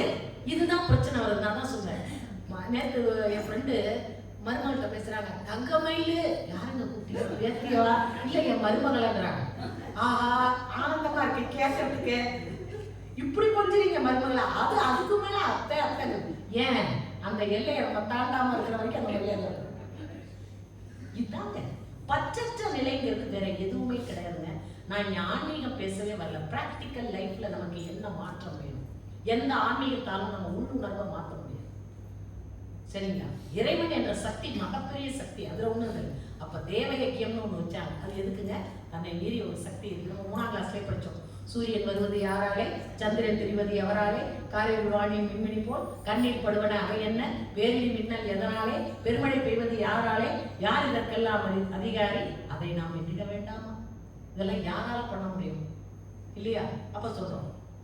அப்போ இன்னொன்னு அழகா சொல்லுவாங்க நாமக்கல், தண்ணீர் விழுந்ததும் தரை மேலே தானாய் வளரும் புழி ஏது, மண்ணில் போட்ட விதை ஒன்று மரம் செடியாவது யாராலே, கண்ணில் தெரியா சிசு அதனை கருவில் வளர்ப்பது யார் வேலை. சில விஷயங்கள்லாம் நம்ம யோசிச்சு பார்த்தோம்னா, எங்களுக்கு வேளாட்சி பயிற்சி பாடம் எடுக்கும்போது சொல்லுவாரு, ஒரு தாய் வயிற்றுல ஒரு குழந்தை இருக்கு. வாரியார் சுவாமி சொல்லுவார், 720 நாள் லைட் கிடையாது, ஃபேன் கிடையாது, ஏசி கிடையாது, தண்ணி கிடையாது, சாப்பாடு கிடையாது, வெளியில வந்து கொண்டு போடுவேன் அப்படின்னு உள்ள அடக்கி வச்சுட்டான். எது? தாயோட கருவறை. மைசூர் மகாராணியோட குழந்தை வயிற்றுல வளர்ந்துட்டு இருக்கு. இறைவா, ஒரு லைட் உள்ள போட்டுடலாமா? அதெல்லாம் போகணும் நாட்டளவு. வாரியார் சுவாமிகள் சொல்ல வேடிக்கையா இருக்கு. அந்த கருவறையில நம்ம இருக்கிறோம் இல்லையா? அப்ப மகிழ்ச்சி சொல்லுவாங்க, அழகான ஒரு தண்ணீர் பை, அதுக்குள்ள அந்த ஜீவன் இல்லையா? அந்த ஜீவனுக்கு உணவு எங்கன்னு போகுதுங்க? தாய் கிட்ட இருந்து அது போகுது. அம்மா சில நேரம் அசந்து எப்படி படுக்கணும்னு தெரியாம படுப்பாங்க, நிலையில உட்காந்துருப்பாங்க, அப்படியே படுத்துவாங்க. அந்த இடத்துல அந்த மரக்கட்டை அழுங்கும். அப்படி அழுங்கும் போது அந்த குழந்தைக்கு வலிக்காம அந்த தண்ணி பை என்ன பண்ணணும், குழந்தைய மேல தூக்கி தண்ணி அங்க போயிடும். இறைவனுடைய பேரறிவுக்கு அதை உதாரணம் சொல்லுவார். எந்த பக்கம் தாய் அசைஞ்சாலும் அந்த சென்சிட்டிவா இருக்கக்கூடிய அந்த கருவுக்கு வழி இல்லாம காக்கக்கூடிய இறைவனுக்கு உன் வாழ்க்கையை சரி பண்றது கஷ்டமா? இல்லதானே? தன்னை கோடி அண்டங்களை இயக்கிட்டு இருக்கா. கருவுல இருக்கக்கூடிய, கருவில் இருக்கும் சிசு அதனை, தாயின் வயிற்றுல இருக்கக்கூடிய அந்த சிசுவை கருவில் வளர்ப்பது யார் வேலை? எண்ணி பார்த்தால் இதற்கெல்லாம் எங்கோ ஒருவன் இருப்பது நீதானே. எவனோ ஒருத்தன் இருக்காய, அவன் தான் இதெல்லாம் பண்ணிட்டு இருக்கிறான் இல்லைங்களா? அப்ப பூமியில இவ்வளவு வேகமா 365 நாளைக்கு அது சுத்தி வருதுங்க. ஒரு சகோதரி எட்ட எம்எஸ்சியில இறை உணர்வு கடைசி சப்ஜெக்ட் அதுதாங்க, இறை விஞ்ஞானம்னு சொல்லிட்டு, அது எப்படி யூனிவர்ஸ் வந்ததுங்கிற பாடம். அதுல ஏந்து வரும்போது அப்ப நான் யூனிவர்ஸை பத்தி, அதுக்கடுத்து பூமியை பத்தி எல்லாம் சொல்லும் போது, அக்கா ஒரு டவுட் கேட்கலாமான்னாங்க. கேட்கலாம். ஒரு வீட்டில் 2 பேர் கணவன் மனைவி இருக்காங்க, நம்ம கல்யாணம் பண்ணி கொண்டு போய் வைக்கிறோம். அப்புறம் அவங்களுக்கு 2 குழந்தைங்க போட்டா பூமியோட வெயிட் அதிகமாமா ஆவாங்க. இந்த மாதிரிலாமா கேள்வி கேட்பாங்கன்னு நாம கேட்பாங்க முடியும். அதை விட இன்னொரு கேள்வி, ஒரு விதைய போட்டோம், அது பெரிய விருச்சமாயிருக்கு, அப்ப வெயிட் கூட தானே செய்யும். அதுல இன்னொருத்தவங்க ஒரு அவங்க வீட்டுக்காரரோட பிரம்மஞானம் அட்டன் பண்ணிட்டு வந்து அன்னையில இருந்து அவர் அசைவம் சாப்பிட்றதை நிறுத்திட்டாரு. இவங்களால விட முடியல அசைவத்தை. அப்ப அவங்க என்கிட்ட சொன்னாங்க, அவங்க வீட்டுக்காரர் சொன்னாங்களா, எல்லாருமே விட்டுட்டா கடல்ல மீன் அதிகமாயிட்டுன்னா பூமியோட இடம் அதிகமா போயிடும், அதனால நான் மட்டுமாவது சாப்பிடுறேன் எப்படி பாரு. அவர் சொன்னாரா, அதெல்லாம் அது பார்த்துவோம், உன்னால சொல்லு, அதுக்கே நீ அதெல்லாம் சொல்ற அப்படின்னு. அப்ப அது மாதிரி அவங்க கேட்டாங்க, இப்படி எடை அதிகமா தானே ஆகும், அது இப்படி இப்ப நம்ம உண்மையிலேயே நினைச்சு பாருங்களேன். இறைவனுடைய ஆற்றலை தாங்க தேவ இயக்கியம்ன்றது, இறைவனுடைய அந்த ஆற்றலை சிறப்பை அப்படியே உணர்ந்து நெகிழ்ந்து நெகிழ்ந்து போக போக போக வல்லல் பெருமான் சொல்லுவார்ல, நினைந்து நினைந்து நெகிழ்ந்து நெகிழ்ந்து உணர்ந்து உணர்ந்து ஊற்றெழும் கண்ணீர் அதனால் உடப்பு நனைந்து நனைந்து அருளமுதே நன்னிதியே ஞான தரசே எனதுரிமை நாயகன் உருகுறாருன்னா ஏன் உருகுறாரு? இப்போ போன மாசம் என்னோட வெயிட்டை பார்த்தா 70, இந்த மாசம் 74 போகுது, அடுத்த மாசம் போனா 62ல வந்து நிற்கிது. இப்போ எல்லாருக்கும் அப்படிதானே. இப்போ இப்படி பார்த்தா பூமியினுடைய எடை சரியா இல்லை அப்படின்னு சொன்னா 365 நாளைக்கு அதை சுத்த முடியுமா? யோசிச்சு பாருங்க. என்னைக்கா இதெல்லாம் நம்ம யோசிச்சிருக்கிறோமா? அதுக்கெல்லாம் ஏது நமக்கு நேரம், நம்ம கவலைப்படவே நமக்கு நேரம் இருக்கு.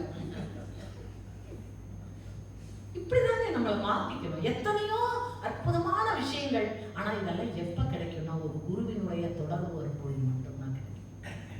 அப்போ அவங்க கேட்டாங்க என்கிட்ட, இப்ப இது மாதிரி இருக்கும்போது பூமி எப்படி பேலன்ஸ் பண்ணுது? கரெக்டா அந்த வேகம், மணிக்கு 1000 மைல் வேகம், ஒரு நாளைக்கு 15,50,000 மைல் வேகத்துல இது எப்படி தன்னை அப்படியே அந்த வெயிட்டை மெயின்டைன் பண்ணி சுத்துது அப்படின்னு கேட்டாங்க. இந்த கேள்வி வரணும் எனக்கு என்ன தெரியவா செய்யும்? நான் எப்போதுமே என்னுடைய ஸ்பீச்சஸில் சொல்வேன், காலையில் எழுந்திரிச்சோன்னா மகிழ்ச்சியை சொல்வேன், சாமி யாரும் கேள்வி கேட்காம பார்த்துங்க. அப்படியே கேள்வி கேட்டாலும் தெரிஞ்ச கேள்வியாக கேட்குற மாதிரி பார்த்துக்கிறேன். இல்லைன்னா தெரியாத கேள்வி டக்குன்னு வந்து எனக்கு பதில் சொல்லிட்டு அது போக சாமி உங்களை நம்பி போய் உட்கார. அப்போ எனக்கு பதில் வந்து பாருங்க, அதாவதுமா தீபாவளிக்கு பயிர் உருண்டை ரவா உருண்டை எல்லாம் பிடிக்கும். கைக்கு அடக்கமாக இல்லாததெல்லாம் என்ன பண்ணுவோம், அப்படி லேசாக தட்டி விட்டுட்டு பிடிக்கிற மாதிரி அப்பப்போ சூறாவளி சுனாமி வெள்ளம் உயர்ந்து போட்டு தள்ளிட்டு வேலை இது நடக்குது. அப்ப அந்த அறிவு யார் கொடுத்தாங்க? அப்ப இயற்கையில ஒண்ணுக்குள்ளேயும் இறைவன் அறிவாக இருக்கின்றான் இல்லையா? அப்போ அந்த இறைவனுடைய ஆற்றலை ஒண்ணுமையும் பார்க்கும் பொழுது இதுக்குள்ள இறைவா நீ இருக்கிறியா? திருமூலர் ரொம்ப அழகா எழுதுவாங்க, அப்பினில் கூர்மை ஆதித்தன் வெண்மையும் உப்பென பேர் பெற்று உரு செய்த அவ்வுரு அப்பினில் கூடியது ஒன்றாகுமா போல் செப்பினில் சீவன் சிவத்துள் அடங்குமே. புரிஞ்சுதுங்களா? நான் சொல்லுவேன், இதெல்லாம் புரியக்கூடாதுன்னு திட்டம் போட்டு இருந்தேன். அப்பினில் கூர்மை, அப்புன்னா தண்ணி, கூர்மைன்னா உப்பு. அப்பினில் கூர்மை, ஆதித்தன்ன சூரியன், வெண்மைன்னா சூரிய ஒளி. இந்த கடல் நீர்ல இருக்கக்கூடிய உப்பை எடுக்கக்கூடிய ஒரே பவர் எதுங்க? சூரிய ஒளி தான். நம்மளால எடுக்க முடியுமா? தண்ணியில கடல் தண்ணியை கையில வச்சுட்டு உப்பு என்னைக்காவது நம்ம கண்ணுக்கு தெரிஞ்சிருந்ததா? இல்ல, தெரியல இல்லையா? அப்ப அப்பினில் கூர்மை ஆதித்தன் வெண்மை, அந்த சூரிய ஒளி பட்டோன்னே அதுல இருக்கக்கூடிய தண்ணி எல்லாம் போயிட்டு கீழே என்ன தண்ணி இருக்குதுங்க? உப்பு மட்டும் இருக்கு. அந்த மேல போல தண்ணியை யாராவது பார்த்துருக்கிறாங்களா? நான் எனக்கு வேடிக்கையா முந்தா நாள் இந்த பாட்டை சொல்லும்போது சொன்னேன், என் தம்பி காரைக்கால நிறைய உப்பளம், ஒரு நாளைக்கு இந்த உப்பளத்துல எல்லாம் வேலை பார்த்துட்டு இருப்பாங்க. பல நாள் பார்த்துட்டு இருக்கேன். ஒரு நாள் பக்கத்துல போய் உப்பு இங்க இருக்கு, இதுல இருக்க தண்ணி இருக்கு அப்படின்னு நான் கேட்க போறேன், ஒரே அறையா அப்படின்ட்டு. அப்போ அந்த தண்ணி போனதை யாராலையும் பார்க்க முடியல. ஆனா அதுல தண்ணி இல்லைன்னு நம்மளால என்ன பண்ண முடியாதுங்க?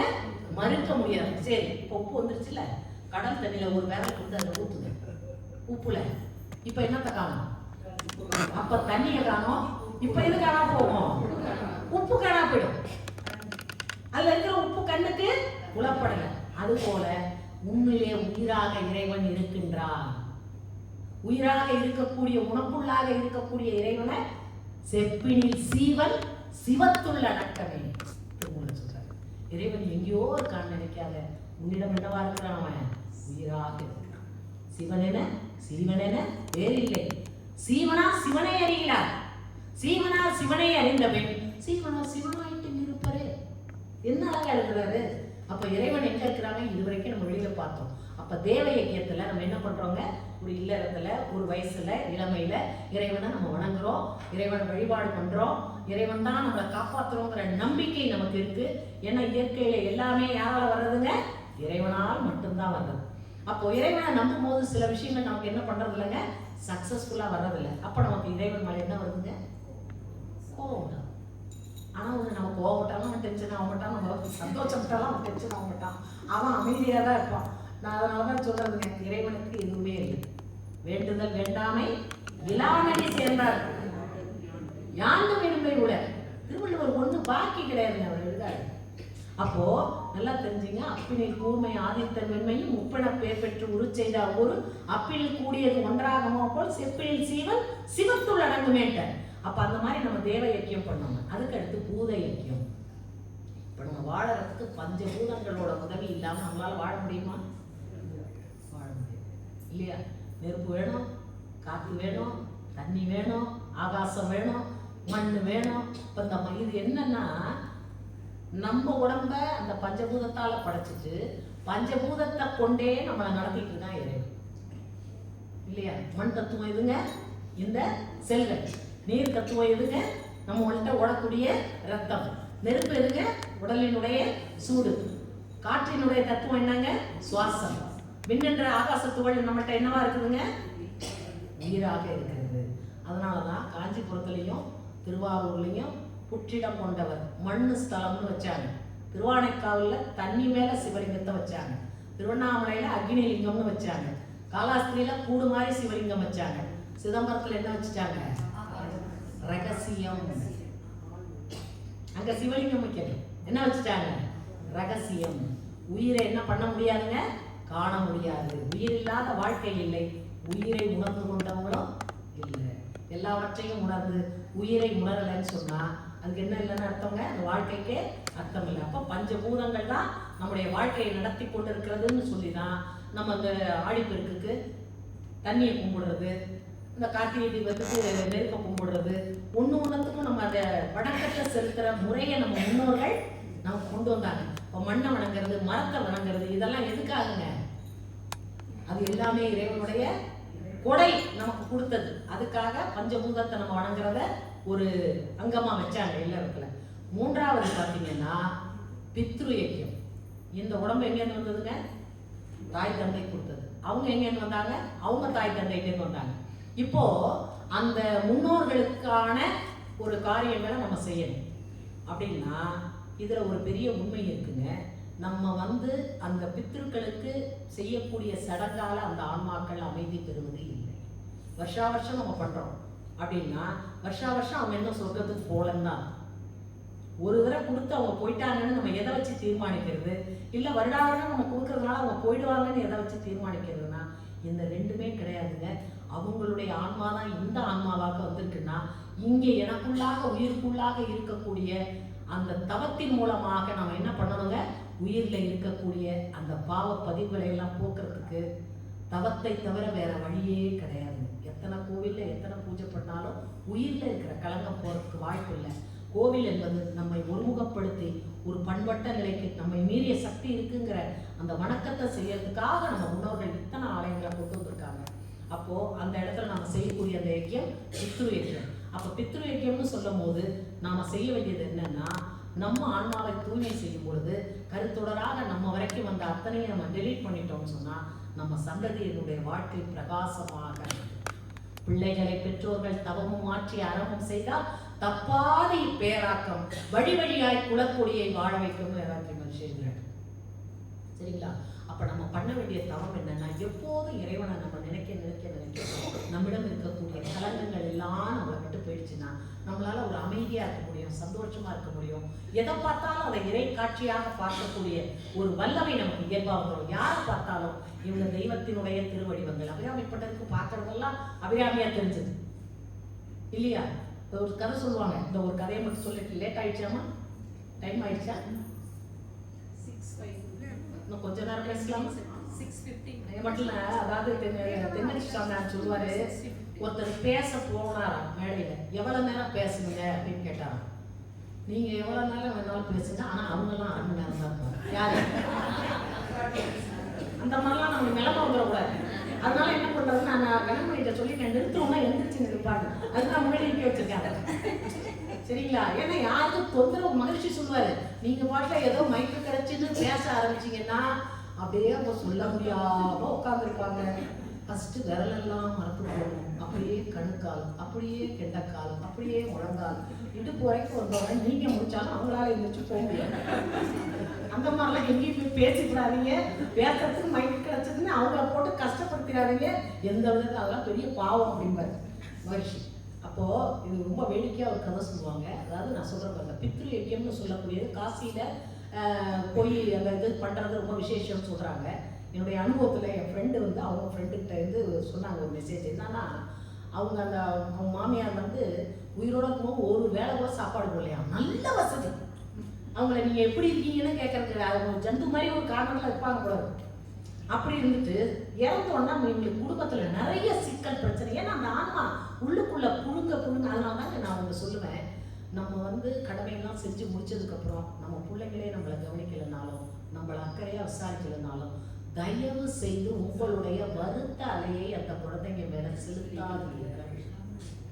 வேண்டாம். அவங்க நல்லா இருக்கு, சந்தோஷமா இருக்கு. இறைவா இதையும் தாங்கிக் கொள்ளக்கூடிய வலிமையை எனக்கு நீ கொடு. நான் உன்னதான் உறவை நினைச்சிட்டு கடமையை முடிச்சுட்டேன். அந்த உறவுகள் நல்லா இருக்கட்டும். எனக்கு இப்ப நீ மட்டும்தான் உறவு. அந்த மனநிலைக்கு நம்ம வந்துட்டோம்னு சொன்னா அந்த வருத்தால என்ன ஆயிடுச்சுன்னாங்க, நிறைய பிரச்சனைகள் வந்தோம்னா 2-3 பேர்கிட்ட போய் பார்க்கும்போது இந்த ஆன்மா அமைதி அடையணுமா அப்படின்னு ஒன்று காசிக்கு போய் கிட்டத்தட்ட 50,000 செலவு பண்ணி என்ன பண்றாங்களா, அதுக்கு ஒரு காரியம் பண்றாங்க. அது ஃப்ளைட்ல போய் நான் சொன்னேன், எல்லாரும் பண்ணாங்க, நான் பண்ணலை. கயால போய் எல்லாரையும் கூட வந்தவங்க எல்லாம் பண்ணாங்க. நான் என்ன பண்ண தெரியுங்களா? கயால ஒரு மூலையில போய் அமைதியாக உட்கார்ந்தேன். இறைவா, இவங்கெல்லாம் நம்புறாங்க, இந்த முன்னோர்களை எல்லாம் நம்ம கொண்டு போய் சொர்க்கத்தில் விடுவாங்கன்னு நம்பி இந்த காரியத்தை பண்ணிட்டு இருக்காங்க. அவங்க நம்பிக்கை எப்படியோ என்னமோ எனக்கு தெரியாது. இங்கே எந்த ஆன்மாவாவது அமைதி பெறாமல் இருந்தா, இறைவா உன்னை நான் வருந்தி வணங்கி நான் கேட்டுக்கிறேன், அந்த ஆன்மாக்கெல்லாம் நீ அமைதியை கொடுத்துரு அப்படின்னு நான் ஓரத்தில் உட்காந்து தவம் பண்ணி வாழ்த்துட்டேன். ஏன்னா இதுதாங்க உண்மை. அதனால நம்ம ஒரு வயசுக்கு அப்புறம் இந்த பக்குவங்கள்லாம் நமக்கு வரணும். இறைவன் வந்து நம்மளுடைய ஆன்மாவை பார்த்துக்கிட்டே தான் இருக்கு. அவன் எங்கேயுமே எல்லா இடத்துலையும் நிற்கமற எங்கும் நிறைந்திருப்பார் இறைவன் என்றால் அவர் உள்ளும் இருப்பார் என்றோன்னு மகிழ்ச்சி சொல்லுவார். அப்போ பார்த்தீங்கன்னா காசியில் எல்லாரும் வந்து கங்கையில் முழுகிட்டு போகிறாங்களே, இந்த காசிக்கு வரவங்களாம் உண்மையிலேயே அதில் குளிச்சு உண்மையிலேயே தூய்மையாக நல்லவங்களா ஆகிறாங்களான்னு சிவபெருமானுக்கே ஒரு டவுட் வந்து. அப்போ அவர் வந்து கைலாசத்தில் உட்காந்துட்டு பாரதிகிட்ட பேசுகிறார். எனக்கு இவ்வளோ பேர், அப்போ சுவாமி இவ்வளோ பேர் வர்றாங்களே, இப்போ இவங்க எல்லாருமே சொர்க்கத்துக்கு வர தகுதியானவங்களான்னு அவங்க வேற கேள்வி கேட்டோன்னா, இவர் நான் டெஸ்ட் பண்ணிட்டு வந்தேன்னா அங்கேருந்து பரதேசியாக வராது. பரதேசியாக வந்து பிச்சை கேட்டால் ஒருத்தம் போடலாம். ஏன்னா நிறைய பேருக்கு இந்த கோயிலில் போகிறப்ப போடணுமா, வெளியில் வரும்போது போட்டால் மகாலட்சுமி பிச்சைக்காரன்ட்ட போயிடுவான். அவன் மறுநாள் அங்கதான் உட்காந்துருக்கான் பாவம். இதுல யாரு கிளப்பி விட்டாங்க புரியவே இல்லை. நீ தானம் பண்ணணுமா, நீ கொடுக்குற அந்த 50 ரூபாயில அவன் ஒரு வேளை தான் சாப்பிட போறான், அதுக்கு எதுக்கு நீ இவ்வளவு கணக்கு பார்க்குற, அது போடவே வேணாம். அங்க வந்து இறக்கம், அன்பு, கருணை அதுதான் இருக்கும். ஒரு ஆன்மா துன்பப்படுது, என்னால இவ்வளவு நிறைய பேருங்க சாமிக்கு வயிறாட்டி எல்லாம் வாங்கி கொடுக்குறாங்க. ஆனா வீட்டுல வேலை செய்யறவங்களோட புள்ள படிப்புக்கு 10 ரூபா கொடுக்க மாட்டாங்க. நல்லா நிறைய பார்த்துட்டேன். இதெல்லாம் எனக்கு வந்து இறைவனுக்கு எதுவுமே தேவையில்லை, அவன் ஒண்ணுமே தேவையில்லை. இதுல என்ன காமெடினா, பிரபஞ்சமே அவனோடது. அவனுக்கு ஒண்ணு நான் வைர நெக்லஸா கேட்டான், இல்ல அவனுக்கு ஏதாவது ஒட்டியானம் தேவையா, நெக்லஸ் தேவையா? நெக்லஸ் கேட்டிருந்தா அது சாமியே இல்லை. எந்த சாமியார் கேட்டிருக்காரு? இந்த சாமியார் கேட்குறது வீட்டுக்காரு கேட்கறது. ஏன்னா இந்த பிரபஞ்சமே இறைவனோடது. அதை எதுக்கு செய்யறோம் தெரியுமா? ஒரு அன்பு. அந்த அன்பை இறைவனுக்கு செய்யறதை விட வடமாட கோவில் பகவத் கொன்றியின் நடமாட கோவில் நம்பர் கொன்றாக நீ இறைவனுக்கு செய்யக்கூடிய எந்த ஒன்றும் ஒரு மனிதனுடைய துன்பத்தை தீர்க்கறதுக்கு போய் சேர்றதில்லை. நடமாட கோவில் நம்பர் கொன்றியின் ஒரு கஷ்டப்படுற ஆன்மாவுக்கு நீ ஒரு வேளை சாப்பாடு வாங்கி கொடுத்தீங்கன்னா இறைவனுக்கு செஞ்ச பூஜையை அதை அடுத்த செகண்ட் வரும். இறைவனுக்கு போறது மனுஷன்கிட்ட வரதில்லை, ஆனா மனுஷனுக்கு கொடுத்தீங்கன்னா இறைவனுக்கு அடுத்த செகண்ட்ல உன் கணக்குல அவன் ஒரு வரவு வைக்கிறான். சரிங்களா? அப்போ சிவபெருமானே வந்து பிச்சை எடுக்கிறார். ஒருத்தன் போல 1 நாள் ஆச்சு, 2 நாள் ஆச்சு. இறைவனாக இருந்தாலும் மனித தோற்றத்தை எடுத்துட்டோம்னா இந்த உடல்ல இருக்கக்கூடிய அந்த உணர்வுக்கு கட்டுப்பட்டு தான் வாழணும். அதான் ஏறி ரொம்ப கண்ணெல்லாம் பச்சை அடிச்சு போச்சு, முடியல. அப்படியே நடந்து ஊர் எல்லையில போனா சுடுகாட்டங்கரையில ஒருத்தன் தொழுநோய் உடம்பெல்லாம் அழுகி போய் உட்கார்ந்துருக்கான். பக்கத்துல ஒரு 3 நாய் வந்து அப்படியே உட்கார்ந்துருக்கேன். 4 உருண்டை வச்சுருக்கான், ஒரு உருண்டையா வச்சான். அது 3 அப்படியே சாப்பிடுது. ஒரு உருண்டை எடுக்க போனான், இவர் போய் கையேந்துறாரு. எப்பா தாங்க முடியல பசி அப்படின்னா அப்படியே பார்த்துட்டு சரி இந்தா அப்படின்னா அவர் சிவபெருமானுக்கே ஷாக் ஆயிடுச்சு. எவனுமே நல்லா இருந்தவங்களாம் போடலை, இவன் போடுறானே அப்படின்னு சொல்லிட்டு, எப்பா உனக்கு உண்டி தானே இருக்குது, நீ எனக்கு உண்டிய பரவாயில்ல, நீ சாப்பிடு. எப்பா உனக்கு அதெல்லாம் இருக்கட்டும், நீ முதல்ல சாப்பிடு. எப்பா எனக்கு கொடுத்துட்டே நீ எல்லாம் எனக்கு தெரியும், நீ சாப்பிடு. நான் யாருன்னு தெரியுமா? விஸ்வநாதன் தானே, அதான் தெரியுமே. விஸ்வநாதனை தவிர இந்த அழுகின கையில உள்ளவன்ட்ட உணவாக எவன் வருவான்? யாவனும் வரமாட்டான். அதுல இருந்தே எனக்கு ஒண்ணு தெரியுது, ஆனா நீ கஷ்டத்துல இருக்குன்னு தெரியுது, சாப்பிடு அப்படின்னு விஸ்வநாதன் சொல்றாரு. இத்தனை காசியில ஒருத்தருக்குமே அந்த தகுதி இல்லை. மனதால தனக்குள்ள உணவை அவனுக்கே 2 நாளைக்கு 3 நாளைக்கு குஷ்டரோகிக்கு யார் சாப்பாடு போடும்? அந்த நிலையில இருக்கும் போது கூட இன்னொருத்தருக்கு கொடுக்கணும்னு நினைக்கிறானே, அவனிடம்தான் நான் பரிபூரணமாக நிறைந்திருக்கின்றேன், அவனுக்கு எப்பொழுதுமே என்னுடைய அருள் உண்டுன்னு இறைவன் சொல்லிட்டு கைலாயத்துக்கு போறதா அது கதையோ கற்பனையோ அதெல்லாம் நான் சொல்ல வரலைங்க. ஆனால் எங்கே ஒரு ஆன்மா துன்பப்படுகிறதோ அந்த ஆன்மாவினுடைய துன்பத்தை உன்னுடைய உடல் உழைப்பாலேயோ அல்லது பொருளாலேயோ அன்பான வார்த்தைகளாலேயோ. இன்னொரு அனுபவங்க வந்துட்டு சொல்லி நான் நிறைவு பண்றேன்னா, ஆழியார்லேருந்து வந்துட்டு இருக்கேன். அப்போ வந்து ஒரு கால் சுத்தமாக ஊனம், ஒரு கால் ஒரு கையில் ஊனிட்டு அவர் ட்ரெயினில் வந்து பாப்கார்ன் வித்துட்டு வர்றாரு. அப்போ என் ஃப்ரெண்டுகிட்ட சொன்னேன், பார்த்தாலே ரொம்ப கஷ்டமாக இருக்குப்பா அப்படின்ட்டு. ஏதாவது பணம் கொடுக்கலாம்னு தோணுது, ஆனால் வாங்கி வரான்னு சந்தேகமாக இருக்குங்க. இது ஏன் நான் சொன்னேன்னா, திருச்சியில் சாரதாஸ்லேருந்து வெளியில் வரும்போது ஒரு தம்பி அதே மாதிரியே 2 காலம் இருக்குல்ல, அந்த ஸ்டிக் வச்சுக்கிட்டு பட்ஸ் விற்றுட்டு இருந்தார். நான் உடனே என்ன பண்ணேன், அவர்கிட்ட போய் ஒரு பணம் நீட்டினேன், கொடுத்தேன். 50 ரூபாய் என்னன்னு எனக்கு ஞாபகம் இல்லை, ரொம்ப வருஷம் ஆச்சு. கொடுத்தோன்னா அவர் உடனே 2 பட்ஸ் எடுத்து கொடுத்தாரு. இல்லை வேண்டாம் தம்பி நீங்கள் வச்சிங்க அப்படின்னு. நான் பிச்சை எடுக்கலை, உழைச்சி சாப்பிட்றேன் நான் அப்படின்னு எனக்கு அரைஞ்ச மாதிரி இருந்தது. இது நமக்கு தேவையா அப்படின்னு சொல்லிட்டு கொடுக்கும்போது கூட இந்த ஜாக்கிரதையாக கொடுக்கணும் போல இருக்குன்னு நினச்சிட்டு, அப்போ நான் என் ஃப்ரெண்டுகிட்ட சொன்னேன், ஏற்கனவே எனக்கு ஒரு அனுபவம் இருக்குது, இப்போ இந்த தம்பி வாங்குவார் என்னன்னு தெரியல அப்படின்னா. அவங்க சொன்னாங்க, கொடுத்து பார்ப்போம்க்கா, வாங்கினா வாங்கிக்கிட்டோம், இல்லைன்னா வேணாலும் நம்ம இன்னும் 4 பாக்கடை வாங்கி அக்கா கொடுத்துட்டு போவோம் அப்படின்னாங்க. சரின்னு சொல்லிட்டு நானும் பணம் கொடுத்தேன். அவர் உடனே 2 எடுத்தார். நான் உடனே சொன்னேன், தம்பி உங்களை நான் என் தம்பி மாதிரி நினச்சிட்டு இருக்கேன், என் தம்பிக்கு கொடுக்கறதா நினைக்கிறேன், அக்கா கொடுத்தா நீங்கள் வாங்கிக்குவீங்க தானே அப்படின்னா. ஒரு முகத்தில் அப்படி ஒரு சந்தோஷம். உடனே அவங்க கொடுத்தாங்க, அவங்க கொடுத்தே வாங்கிட்டு உடனே இன்னும் 2 பாப்கார்ன் எடுத்து கொடுத்தாரு. கொடுத்தோன்னே அவர் சொல்கிறாரு, தம்பி கொடுத்தா அக்கா வாங்கிக்குவீங்க தானே அப்படின்னு. எனக்கு அப்படியே நெகிழ்ந்து போச்சு. அந்த ஆன்மாலாம் அன்புக்கு ஏங்குது. எத்தனையோ ஆன்மாக்கள் இது மாதிரிலாம் இருக்குங்க. தேவை உள்ள இடத்துல போய் கொடுக்கணும்னு அவசியம் இல்லை. கோவிலுக்கு அன்னதானம் 10,000 கொடுக்கறதுல பெருமை கிடையாது. வள்ளல் பெருமான் சொல்றாரு, நான் சொல்லலை, நான் சொன்னாதான் பிரச்சனையாகும். வள்ளல் பெருமான் சொல்றாரு, எங்க வயிறு ஒட்டி நெஞ்சு எலும்பெல்லாம் வெளியில வந்து கண்ணுல குழி விழுந்து கண் பஞ்சடைஞ்சு நமக்கு எங்கேயாவது ஒரு உணவு கிடைக்காதான்னு அந்த பாலத்துக்கு அடியிலையும் குளத்தாங்கரையிலையும் ஆத்தாங்கரையிலையும் உட்கார்ந்து இருக்கிறாங்க. அவங்கள தேடி போய் உன் கையால சமைச்சு ஒரு தயிர் சாதம் கொடுத்தீங்கன்னா 1 கோடி பேருக்கு நீ சாப்பாடு அன்னதானம் போட்டதுக்கான பலன் உனக்கு வருமே தவிர நான் 10,000 டொனேஷன் கொடுத்தாங்க நோ. அதை தான் திருமூலர் சொல்றேன். அந்த கஷ்டத்துல இருக்கிறவங்களுக்கு நம்ம இப்போ பொருளாதாரத்துல கடவுள் நம்மளை நல்லா வச்சிருக்கிறாரா, என்கிட்ட இருக்கக்கூடிய பணத்துல நான் நல்லா எல்லாருக்கும் செய்யணும், எதையும் காதர்ந்த ஊசியம் வாராதுக்கா கடைபிடிக்க. இந்த உலகத்துல நம்ம எதையுமே எடுத்துட்டு போறது இல்லைங்க. ஒரு பழமொழி இருக்குங்க, தனக்கு மிஞ்சினாதான் தானமா. கரெக்டுங்களா? அது நமக்கு என்னைக்கு மிஞ்சி வேற நிறைய புடவை இருக்கு, கொடுத்துருவோமா, அள்ளி தாங்கங்க, நீங்க 10 வச்சுக்கோங்க, எனக்கு அந்த 1 பவுன் நகை இருக்குங்க, நீங்க ஒரு அட்டிகை வச்சுக்கோங்க, அவ்வளவு இல்லை உங்களா. நம்ம பழமொழியே தப்பா சொல்லிட்டு இருக்கோம். தனக்கு மிஞ்சுவது தான் செய்த தானமும் தர்மமும் தான். அதை செய்ய செய்ய செய்ய மற்றவங்களுக்கு கொடுக்க கொடுக்க கொடுக்க இறைவன் இங்கே சந்தோஷத்தையும் ஆனந்தத்தையும் கொடுத்துட்டே இருப்பாங்க. அது இல்லாம நம்ம பெருமைக்காகவோ புகழுக்காகவோ மற்றவங்களுக்கு கொடுக்கக்கூடிய எந்த ஒன்றும் நம்முடைய ஆன்மாவை தூய்மை செய்வதற்கு உதவாதுங்க. அதனால நாம எல்லோருமே, நீங்க எல்லாம் வயதுலையும் பெரியவங்க, அனுபவத்திலையும் பெரியவங்க, எப்போதுமே சந்தோஷமா இருக்குங்க. ஏன்னா நாம சந்தோஷமா இருந்தாலே நம்மகிட்ட இருக்கக்கூடிய தேவையில்லாதெல்லாம் வெளியில ஆட்டோமேட்டிக்கா போயிடும்.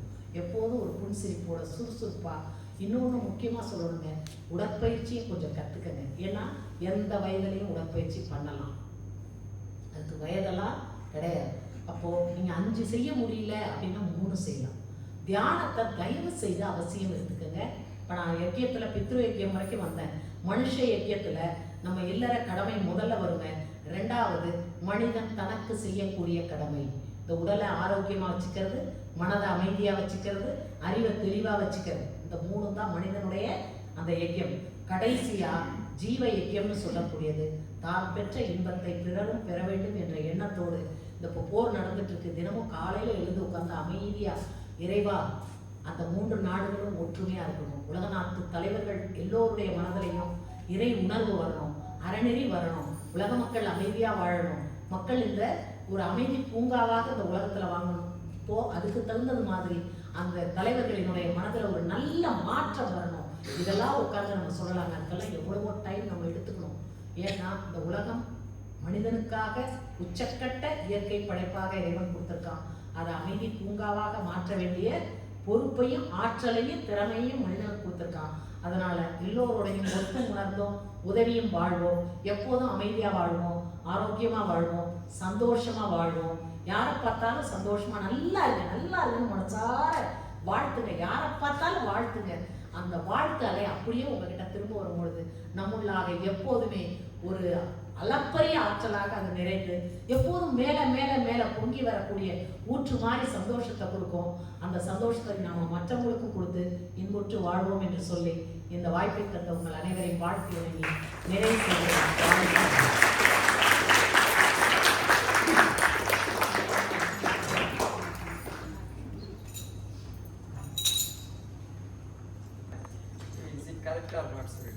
அதாவது கடவுள் இருக்கிறாருங்கிற இதுக்கு இன்னொரு இது எனக்கு தோன்றது. அதாவது எல்லா தாய்மார்களுமே கர்ப்பப்பையில குழந்தைய சுமக்கிறாங்கன்னு தெரியும். ஆனா அந்த கடவுள் தான் வயத்துல குழந்தை இருக்கும்போது யாருக்கும் அழறது இல்லை, வெளியில வந்தவன தான் வீல்னு கத்துறது. பிகாஸ் இதுலயே நமக்கு கடவுள் இருக்காருங்கிறது தெரியுது.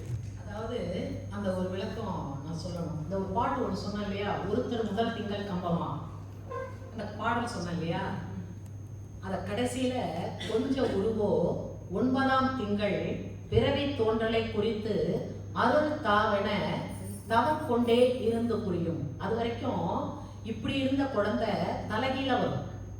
தலைகீழ வந்துட்டு பாத்தீங்கன்னா 2 கையையும் கும்பிட்டு தலையை கீழே வச்சு அது இறைவன்கிட்ட கேட்குனா, என்ன வினையை அனுபவிக்க நான் இந்த உலகத்துக்கு போறேன்னு எனக்கு தெரியாது இறைவா, இப்பயே உன்னை நினைச்சு நான் தவம் பண்றேன், தயவு அதான் தவம் கொண்டே இருந்து புரியும்னு எழுதுறாரு. இந்த உலகத்துல வந்தோடனே என்னை கை விட்டுறாதையா, உன்னை நம்பிதான் அந்த உலகத்துக்கு வரேன் அப்படின்னு சொல்லும் போது அந்த வினைய நினைச்சுதான் குழந்தை அழுதுட்டு வரும். மிகப்பெரிய தத்துவங்க உண்மையிலேயே. அந்த குழந்தை அழுதுட்டு பிறக்கிறதுக்கு அதான் காரணம், சிரிச்சிட்டு வரல. அந்த உலகத்துக்கு எங்கேயாவது குழந்தை வரோன்ற உணர்வு இல்லை, தான் சுமந்து வரக்கூடிய வினையை நினைச்சு பயந்து அழுதுட்டு வருது அந்த குழந்தை.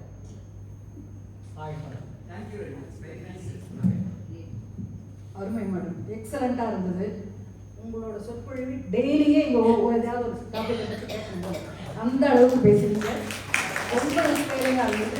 எங்களுக்குள்ள நீங்க சொன்னதுல நல்லதும் உண்டு, வேண்டாததும் உண்டு. வேண்டாததை தூக்கி போட்டு இனி வரும் காலத்துல எல்லாம் லாஸ்ட் ஃபேஸ் ஆஃப் லைஃப்ல இருக்கும், அதை பின்பற்றுவோம்னு நினைக்கிறேன் எல்லாருமே.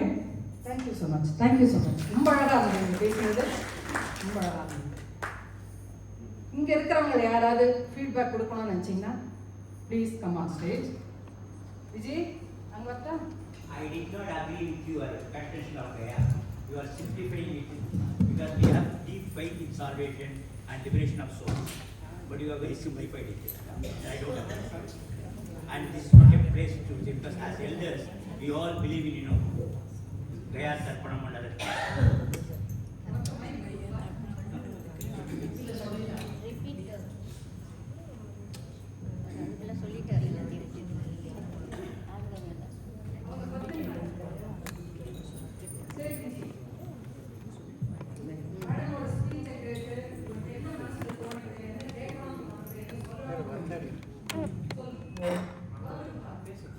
What should be our prayer to God? அதாவது இப்ப நம்ம எதையுமே இறைவன்கிட்ட கேட்காததுதான் நமக்கு இறைவனுக்கு இருக்கக்கூடிய கேப்பை ஃபில் பண்ணும். இன்னும் நம்ம தேவையை கேட்கக்கூடாது. என்ன காரணம் அப்படின்னா, நமக்கு என்ன கொடுக்கணுங்கிறத நம்ம கேட்க வேண்டாம், அவனுக்கே தெரியும். அதனாலதான் அடியார்கள்லாம் பார்த்தீங்கன்னா சுத்தமா அப்படியே அர்ப்பணிக்கிறாங்க. பாட்டுவித்தால் பாடுகின்றேன், பணிவித்தால் பணிகின்றேன், பதியேன் என்னை கூட்டுவித்தால் கூடுகின்றேன், குழைவித்தால் குழைகின்றேன், நின்ற ஊனை ஊட்டுவித்தால் உண்கின்றேன், உறங்காதென்றும் ஆட்டி வைத்தால் ஆடுகின்றேன், அந்தோ எச்சிரியே என்னால் ஆவதில்லைங்கிறாங்க. அதனால இறைவன்ட்ட, இறைவா என்னுடைய மனம் எப்போதும் சலனமற்ற நிலையில இருக்கக்கூடிய அந்த ஒரு வரத்தை மட்டும் நீ கொடு. இன்பத்தை கண்டு ஆர்ப்பரிக்காமலும் துன்பத்தை கண்டு துவண்டு போகாமலும் ஒரே சீராக இருக்கக்கூடிய மனதை மட்டும் இறைவா நீ எனக்கு கொடுன்னு தினமும் ப்ரேயர் பண்ணுங்க. எல்லாரும் நல்லா இருக்கும். காலையில் எழுந்தோம்னா உலக மக்கள் எல்லாரும் நல்லா இருக்கட்டும்ட்டு வாழ்த்துங்க. இது போதும். நம்ம பல பேருடைய எண்ணம் உலக அமைதியை கொண்டு வந்து.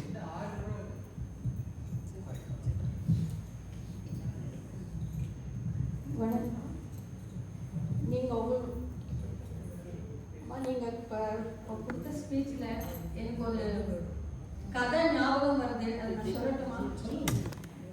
நாரதர் எப்போவுமே நாராயணா நாராயணா நாராயணான்னு சொல்லி நடந்துட்டு இருப்பார். அப்போ இது நான் ஸ்கூல் வாழ்க்கை படித்த ஒரு கதை.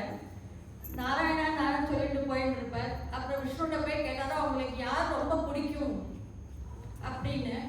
நாரதர் நினைச்சுனாரா தன்னை தான் சொல்லுவார்னு அவருக்கு ரொம்ப ஒரு ஆவலா இருந்தார். ஆனா விஷ்ணு வந்து அவரை ஒரு கிராமத்துல போய் ஒரு குடியான ஒருத்தர் இருந்தான், அவனை போய் பாருன்னு சொன்னானாம்.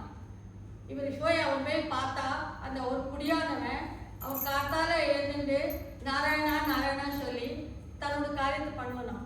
பின்னியும் மத்தியானம் வந்து சாப்பாட்டுக்கு முன்னாடி நாராயணா சொல்லி காரியத்தை பண்ணுவான். ராத்திரி படுக்கிறத போட்டு நான் ஒரு நாள்ல 3 நேரம் தான் அவன் நாராயணன் சொல்றான். அப்போ நாரதர் தோணித்தான், ஐயோ நான் நாள் பூரா நாராயணா சொன்னேன், இவன் 3 நேரம் சொல்றான், இவன் தான் அவனுக்கு பிரியமானவர் கொண்டு போய் சொன்னாரு. அவர் சொல்லி விஷ்ணுட்ட வந்து பின்னையும் கேட்கறத விஷ்ணு சொல்றாராம், ஒரு பாத்திரத்துல எண்ணெய் கொடுத்துட்டு நீ உலகத்தை சுத்திட்டு வா அப்படின்னு நாரதர் சொல்றாரு. அப்ப நாரதர் ஆனா ஒண்ணு அதே ஒரு டிராப் கூட கீழே விழக்கூடாது அப்படின்னு சொல்லி நாரதர் உலகத்தை சுத்திட்டு வந்து அப்ப விஷ்ணு கேட்டாராம், நீ எத்தனை தடவை என்ன நினைச்சுட்டேன், நான் எப்படி உங்களை நினைக்க முடியும், ஒரு டிராப் கூட கீழே விழக்கூடாதுன்னு சொல்லியிருக்கேன், அப்ப நான் எங்கேருந்து நினைக்க முடியும்னு அப்படின்னு நாரதர் கேட்டார். அப்ப விஷ்ணு சொன்னாராம், அவன் நாள் பூரா வேலை பண்ணிட்டு ஒரு நாளைக்கு 3 தடவை என்ன நினைக்கிறான், அதனாலதான் அவன் எனக்கு ரொம்ப பிரியம். இதுதான் பகவானோட இது. நம்ம ஒரு நாளைக்கு அவரை நினைச்சேன்னா அவரை எப்போ நம்மளுக்கு இதுதான் நான் நீங்க இப்ப சொன்னதுலேருந்து எனக்கு இந்த கதை ஞாபகம் வந்தது.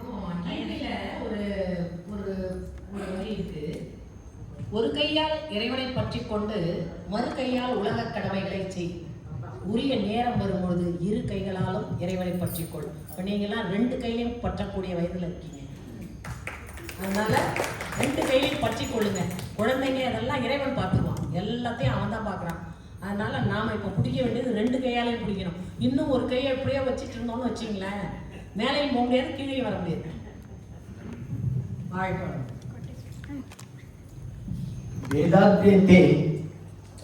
வேதாத்தியத்தை கரைச்சி குடிச்சு ஒரு ஸ்காலர்கிட்ட கொஞ்சம் லிவிங் லெசன்ஸ் நாங்கள் கற்றுக்கிறோம். நான் மேடத்தோட 3வது ஸ்பீச் கேட்குறேன். All the speech were interesting and it is a self evaluation of God. As you told it today, we are searching for God everywhere, but the God is within ourselves. And if we keep ourselves happy, the positive energy that it generates will transverse the entire universe. And Vethathiri மகர்ஷியோட யோகா கிளாஸுக்கு ரெகுலராக attend பண்ணுற ஆளா. அப்போ அதிலேயே சொல்லுவாங்க, எளிய முறை உடற்பயிற்சி சொல்லுவாங்க. எளிய முறையில் மேடத்துக்கு சொன்னீங்க, லோக போர் அவசானிக்கணும்னு சொல்லி நம்ம தினமும் நம்ம ப்ரேயரில் இன்க்ளூட் பண்ணணும்னு சொல்லி. as yoga students நாங்கள் டெய்லி ப்ரேயர் பண்ணுறது உண்டு, லோகா சமஸ்தா சுகினோ பவந்து சொல்லிட்டு. அப்போ இந்த சொல்வாக்கியமும் மேடம் இந்த சொற்பொழிவும் ரொம்ப எக்ஸலண்டாக இருந்தது. எங்களுக்கு இந்த யோகா ட்ரைனிங் தர எங்கள் குருக்களும் எல்லாரும் வந்திருக்காங்க, அவங்களுக்கும் எங்களோட நமஸ்காரங்கள். உங்கள் ஸ்பீச் ரொம்ப எக்ஸலண்டாக இருந்தது.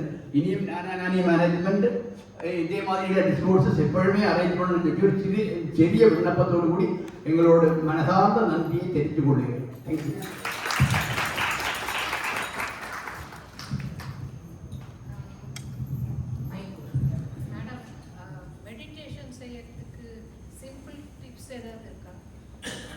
மெடிடேஷன் செய்யணும் அப்படின்னா பேசிக்ல வந்து நம்ம ஸ்டார்டிங் அந்த டேஸ்லலாம் வந்து என்னன்னா ஒரே டைமிங், ஒரே இடம். நம்ம பூஜை ரூமும் அவசியம் கிடையாது. ஏன்னா இங்கே வந்து மனம் தான் கருவி, தவத்துக்கு மனம் தான் பேஸ். அப்போ நம்ம வந்து என்ன பண்ணணும்னா தினமும் காலையில் எழுந்திருக்கும் போது ஒரு சங்கல்பத்தை வைக்கணும். நம்ம உலகத்தை வாழ்த்துறோம் இல்லையா, வாழ்த்தி முடிச்சுட்டு இன்னைக்கு நான் 2 முறை அமைதியாக என்னை முழுமையாக தியானத்தில் ஈடுபடுத்திக் கொள்வேன் அப்படின்னு ஒரு சங்கல்பம் நைட்டும் காலையில இருந்து சொல்லிட்டீங்கன்னா எப்போ கொஞ்சம் கேப் கிடைக்குதோ மனசு உடனே தவம் பண்ணணும்னு நம்மளை தூண்டும். மனதுக்கு நம்ம காலையில அந்த ஒரு எண்ணத்தை கொடுத்துடணும். ஒரே விரிப்பு, இது வந்து எங்களுக்கு மூத்த பேராசிரியர்கள் சொன்னது, ஒரே விரிப்பு ஒரே நேரம், அதை நம்ம தியானத்துக்கு எடுத்துக்கணும். ரொம்ப நேரம் எடுத்துக்கணுன்றது அவசியம் இல்லை. கூடுமான வரைக்கும் எக்ஸசைஸ் பண்ணிட்டு நம்ம தியானம் பண்ணோம் அப்படின்னு சொன்னா உடல் வந்து அதுக்கு ரொம்ப ஒத்துழைக்கும். உடல் ஒத்துழைக்காம நம்மளால தியானம் பண்ண முடியாது. அதனால உடற்பயிற்சிங்கிறது ரொம்ப அவசியம். அதே போல அந்த மூச்சு பயிற்சி நம்ம சொல்லி கொடுத்துருக்குறாங்க. அது அப்பப்போ நம்ம செய்யும் பொழுது என்ன ஆகும்னா மனம் உடலுக்குள்ளாக திரும்பறதுக்கு ஒரு மிகப்பெரிய வாய்ப்பு. இப்போ கைப்பயிற்சி பண்றோம்னா அப்படி சுத்தும் போது மனம் கையா மட்டும்தான் இருக்கும். இது எங்களுக்கு மகரிஷி சொல்லி கொடுத்தது. உங்க மனம் இப்போ என்னவா இருக்குன்னா கையா இருக்கு. இப்போ மனம் என்னவா இருக்குன்னா காலை அமுக்கிட்டு இருக்கும் போது காலாலே மனம் மாறும். இப்போ நான் போன முறை கூட சொன்னேன்னு நினைக்கிறேன். இப்போ வந்து எல்லாரும் கண்ணை மூடி உங்க அம்மாவை நினைங்க அப்படின்னு நான் சொன்னேன்னா யாருமே கண்ணை மூட மாட்டீங்க. ஏன்னா நான் சொன்ன உடனே உங்க அம்மாலாம் மனசு வந்துருவாங்க, அந்த ஸ்க்ரீன்ல வராங்க இல்லையா? இப்போ நான் சொல்றேன் நல்லா கண்ண மூடி எங்க அம்மாவை நினைங்க அப்படின்னு சொன்னா யாராலையும் கொண்டு வர முடியாது இல்லையா? மனம் தான் பெறாத அனுபவத்தை பிரதிபலிக்கிறதே கிடையாது. இப்போ இறைவனை நம்ம பார்த்தது இல்லை, அதனாலதான் நம்மளுக்குள்ள யார் வரமாட்டேங்கிறான்? இறைவன் வரமாட்டேங்கிறான். சரிங்களா? அப்ப அந்த இறை உணர்வுங்கிறத தவத்தின் மூலமாக தான் நம்ம பெற முடியும். அதுக்கு ஒரே டிப்ஸ் என்னன்னா, நீங்க டெய்லி 2 முறை ஆழமான எண்ணத்தை தவம் செய்யணும்னு நீங்க நினைங்க. ஆரம்பத்துல மனம் அவ்வளோ சீக்கிரம் எல்லாருக்கும் அது கண்ட்ரோல்ல வராது. தவம் என்பதை திரும்ப திரும்ப பயிற்சி பண்ணதான் மனதிலேருந்து கொஞ்சம் கொஞ்சமா அந்த எண்ண அழுத்தங்கள்லாம் போகும். அதுக்கப்புறமா தான் தவம் வரும். அது வரைக்கும் நம்ம வெயிட் பண்ணலாங்க. எப்போதுமே நல்ல மகான்களை நினைச்சிட்டே இருங்க மனதில். அது நமக்கு தவத்துக்கு ரொம்ப சப்போர்ட் பண்ணும். வாழ்க்கை டெய்லி கிளாஸ் வரும்போது கிளாஸ்லேயும் சரி டீச்சர்ஸ் எங்களை வெளியில் பார்க்கணும் ஒரே வார்த்தை வாழ்க வளமுடன் தான். குட் மார்னிங்கோ ஹலோவோ ஹாயோ எதுவும் கிடையாது. அது கேட்குற போது வாழ்க வளமுடன்ங்கிற வார்த்தையை கேட்குற போதே மனசுக்கு ஒரு பெரிய சந்தோஷமாக இருக்கும், ஒரு புத்துணர்ச்சியாக இருக்கும். அது அனுபவ ரீதியாக பார்த்துருக்கோம். ஏன்னா அங்கே 2 கிளாண்ட் ஆக்டிவேட் ஆகுது இல்லையா உங்களுக்கு? நீங்கள் அந்த மனோமணியும் புரியும் ஆக்டிவேட் ஆகுது. இப்போ மனோமணின்னு சொல்லக்கூடிய மையம் நம்மளோட சயின்ஸில் வராது. Sexual adrenal pancreas thymus thyroid pituitary pineal இந்த 7 கிளாண்ட்ஸ் தான் வரும். இதை தவிர மனோமணின்னு ஒன்று இருக்குது. திருவாரூரில் எங்கள் ஊரில் கமலாம்பாள் சன்னதிக்கு முன்னாடி மனோமணின்னு ஒரு சாமி வச்சுருப்பாங்க. கமலம் என்பது துரியம், ஆரூருங்கிறது தியாகராஜர். இந்த 2த்துக்கு இடையில மனோமணின்னு ஒரு மையம் இருக்குங்கிறத பக்தி மார்க்கத்தில் கோவிலில் ஒரு அம்பாளாவே வச்சு வழிபாடு பண்ணியிருக்காங்க. ஆனால் அது எப்போ தெரியும்? வேதாத்திரி மகிழ்ச்சிட்டு வந்தவங்க தான் தெரியும். அந்த மனோமணி மையம்ங்கிறது ஆக்டிவேட் ஆகும் நமக்கு. வாழ்க வளமுடன் சொல்லுவோம். அது லம்பிகா யோகத்தோட அடிப்பது நிறைய இருக்குமா. இப்போ பேச ஆரம்பிச்சா நான் ராத்திரி வரைக்கும் பேசிட்டோம். நீங்கள் மாதம் ஒரு தடவையாவது ஏதாவது டாபிக் எடுத்து நான் பேசணும். கேட்குற போதே சில விஷயங்கள்லாம் ப்ராக்டிக்கலாக சில பார்த்துருப்போம். நீங்கள் பேசுகிறத கேட்குற போது ஒரு ஆறுதல், புத்துணர்ச்சி, நம்ம இந்த மாதிரி ரியாக்ட் பண்ணோம், இந்த மாதிரி நடந்துக்கணும், அதெல்லாம் தோன்றது ஒன்று. படிக்கிறத விட கேட்குற போது இன்னும் எஃபெக்டிவாக இருக்குன்னு நான் நினைக்கிறேன். மேடம் டாக்டர் அமுதா ராமானுஜம் அவர்களை கௌரவிக்க விஜயா மேடம் மேடைக்கு ஒரு மாறு அழைக்கிறேன்.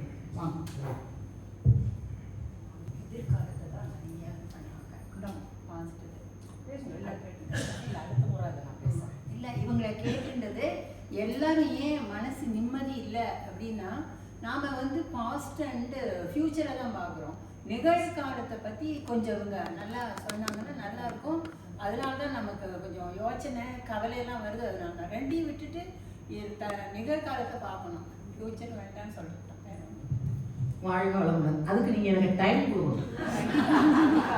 கண்டிப்பாக என்னால் அதுக்கு விளக்கம் கொடுக்க முடியும். ஆனால் அதுக்கு எனக்கு டைம் வேணும். நம்ம எனக்கு ஒரு பெரிய கஷ்டம் என்னன்னா, அப்போ வேதாத்திரி மகிழ்ச்சியெல்லாம் 1/2 மணி நேரத்தில் ஒரு டாபிக் நச்சுன்னு கொடுப்பாரு. நாங்கள்லாம் எல்லாம் கற்றுக்குட்டி தானே. அப்போ எங்களுக்கெல்லாம் கொஞ்சம் டைம் அதிகமாக தேவைப்படும். நான் தான் சொல்லுவேன், ஆரம்பிச்சோன்னா நிறுத்துறதுக்கு கொஞ்சம் கஷ்டப்பட்டு தான் நிறுத்துகிறோம். அதனால டைம் இருந்துச்சுன்னா நம்ம அதுக்கு தகுந்த மாதிரி பண்ணலாம். அதனால நம்ம அப்பப்போ நம்ம கண்டிப்பாக இந்த மாதிரி ஒரு தலைப்பில் நிச்சயமாக அந்த ஃபியூச்சர்ன்றத நமக்குள்ளே இருக்கக்கூடிய அந்த எண்ண பதிவுகளை எப்படி நம்ம வெளியில் எடுக்கிறது இல்லை அதெல்லாம் விளக்கம் கொடுத்துருக்குறாங்க நிறைய. வாழ்க்கை அப்படிங்களா? சந்தோஷம். வாழ்க்கை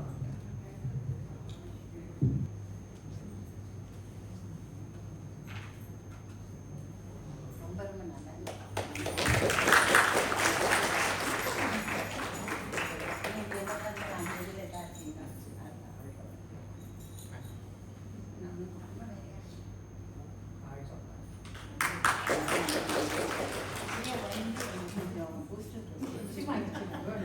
கண்டிப்பாக வேணும். வயசில் நாங்கள் போயிடுவோம்.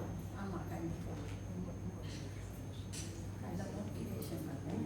அதுதான் சொல்கிறேன். Once again, thanks to our MD madam Mrs Uma Maheswari அவர்களுக்கு. நம்மளுடைய நானானில் ஃபேஸ் 5 PRO பாரதி கிருஷ்ணா என்கின்ற பிராணேஷ் அவர்களுக்கும் அவரது குழுவினருக்கும் நன்றி. Thank you. Thank you so much.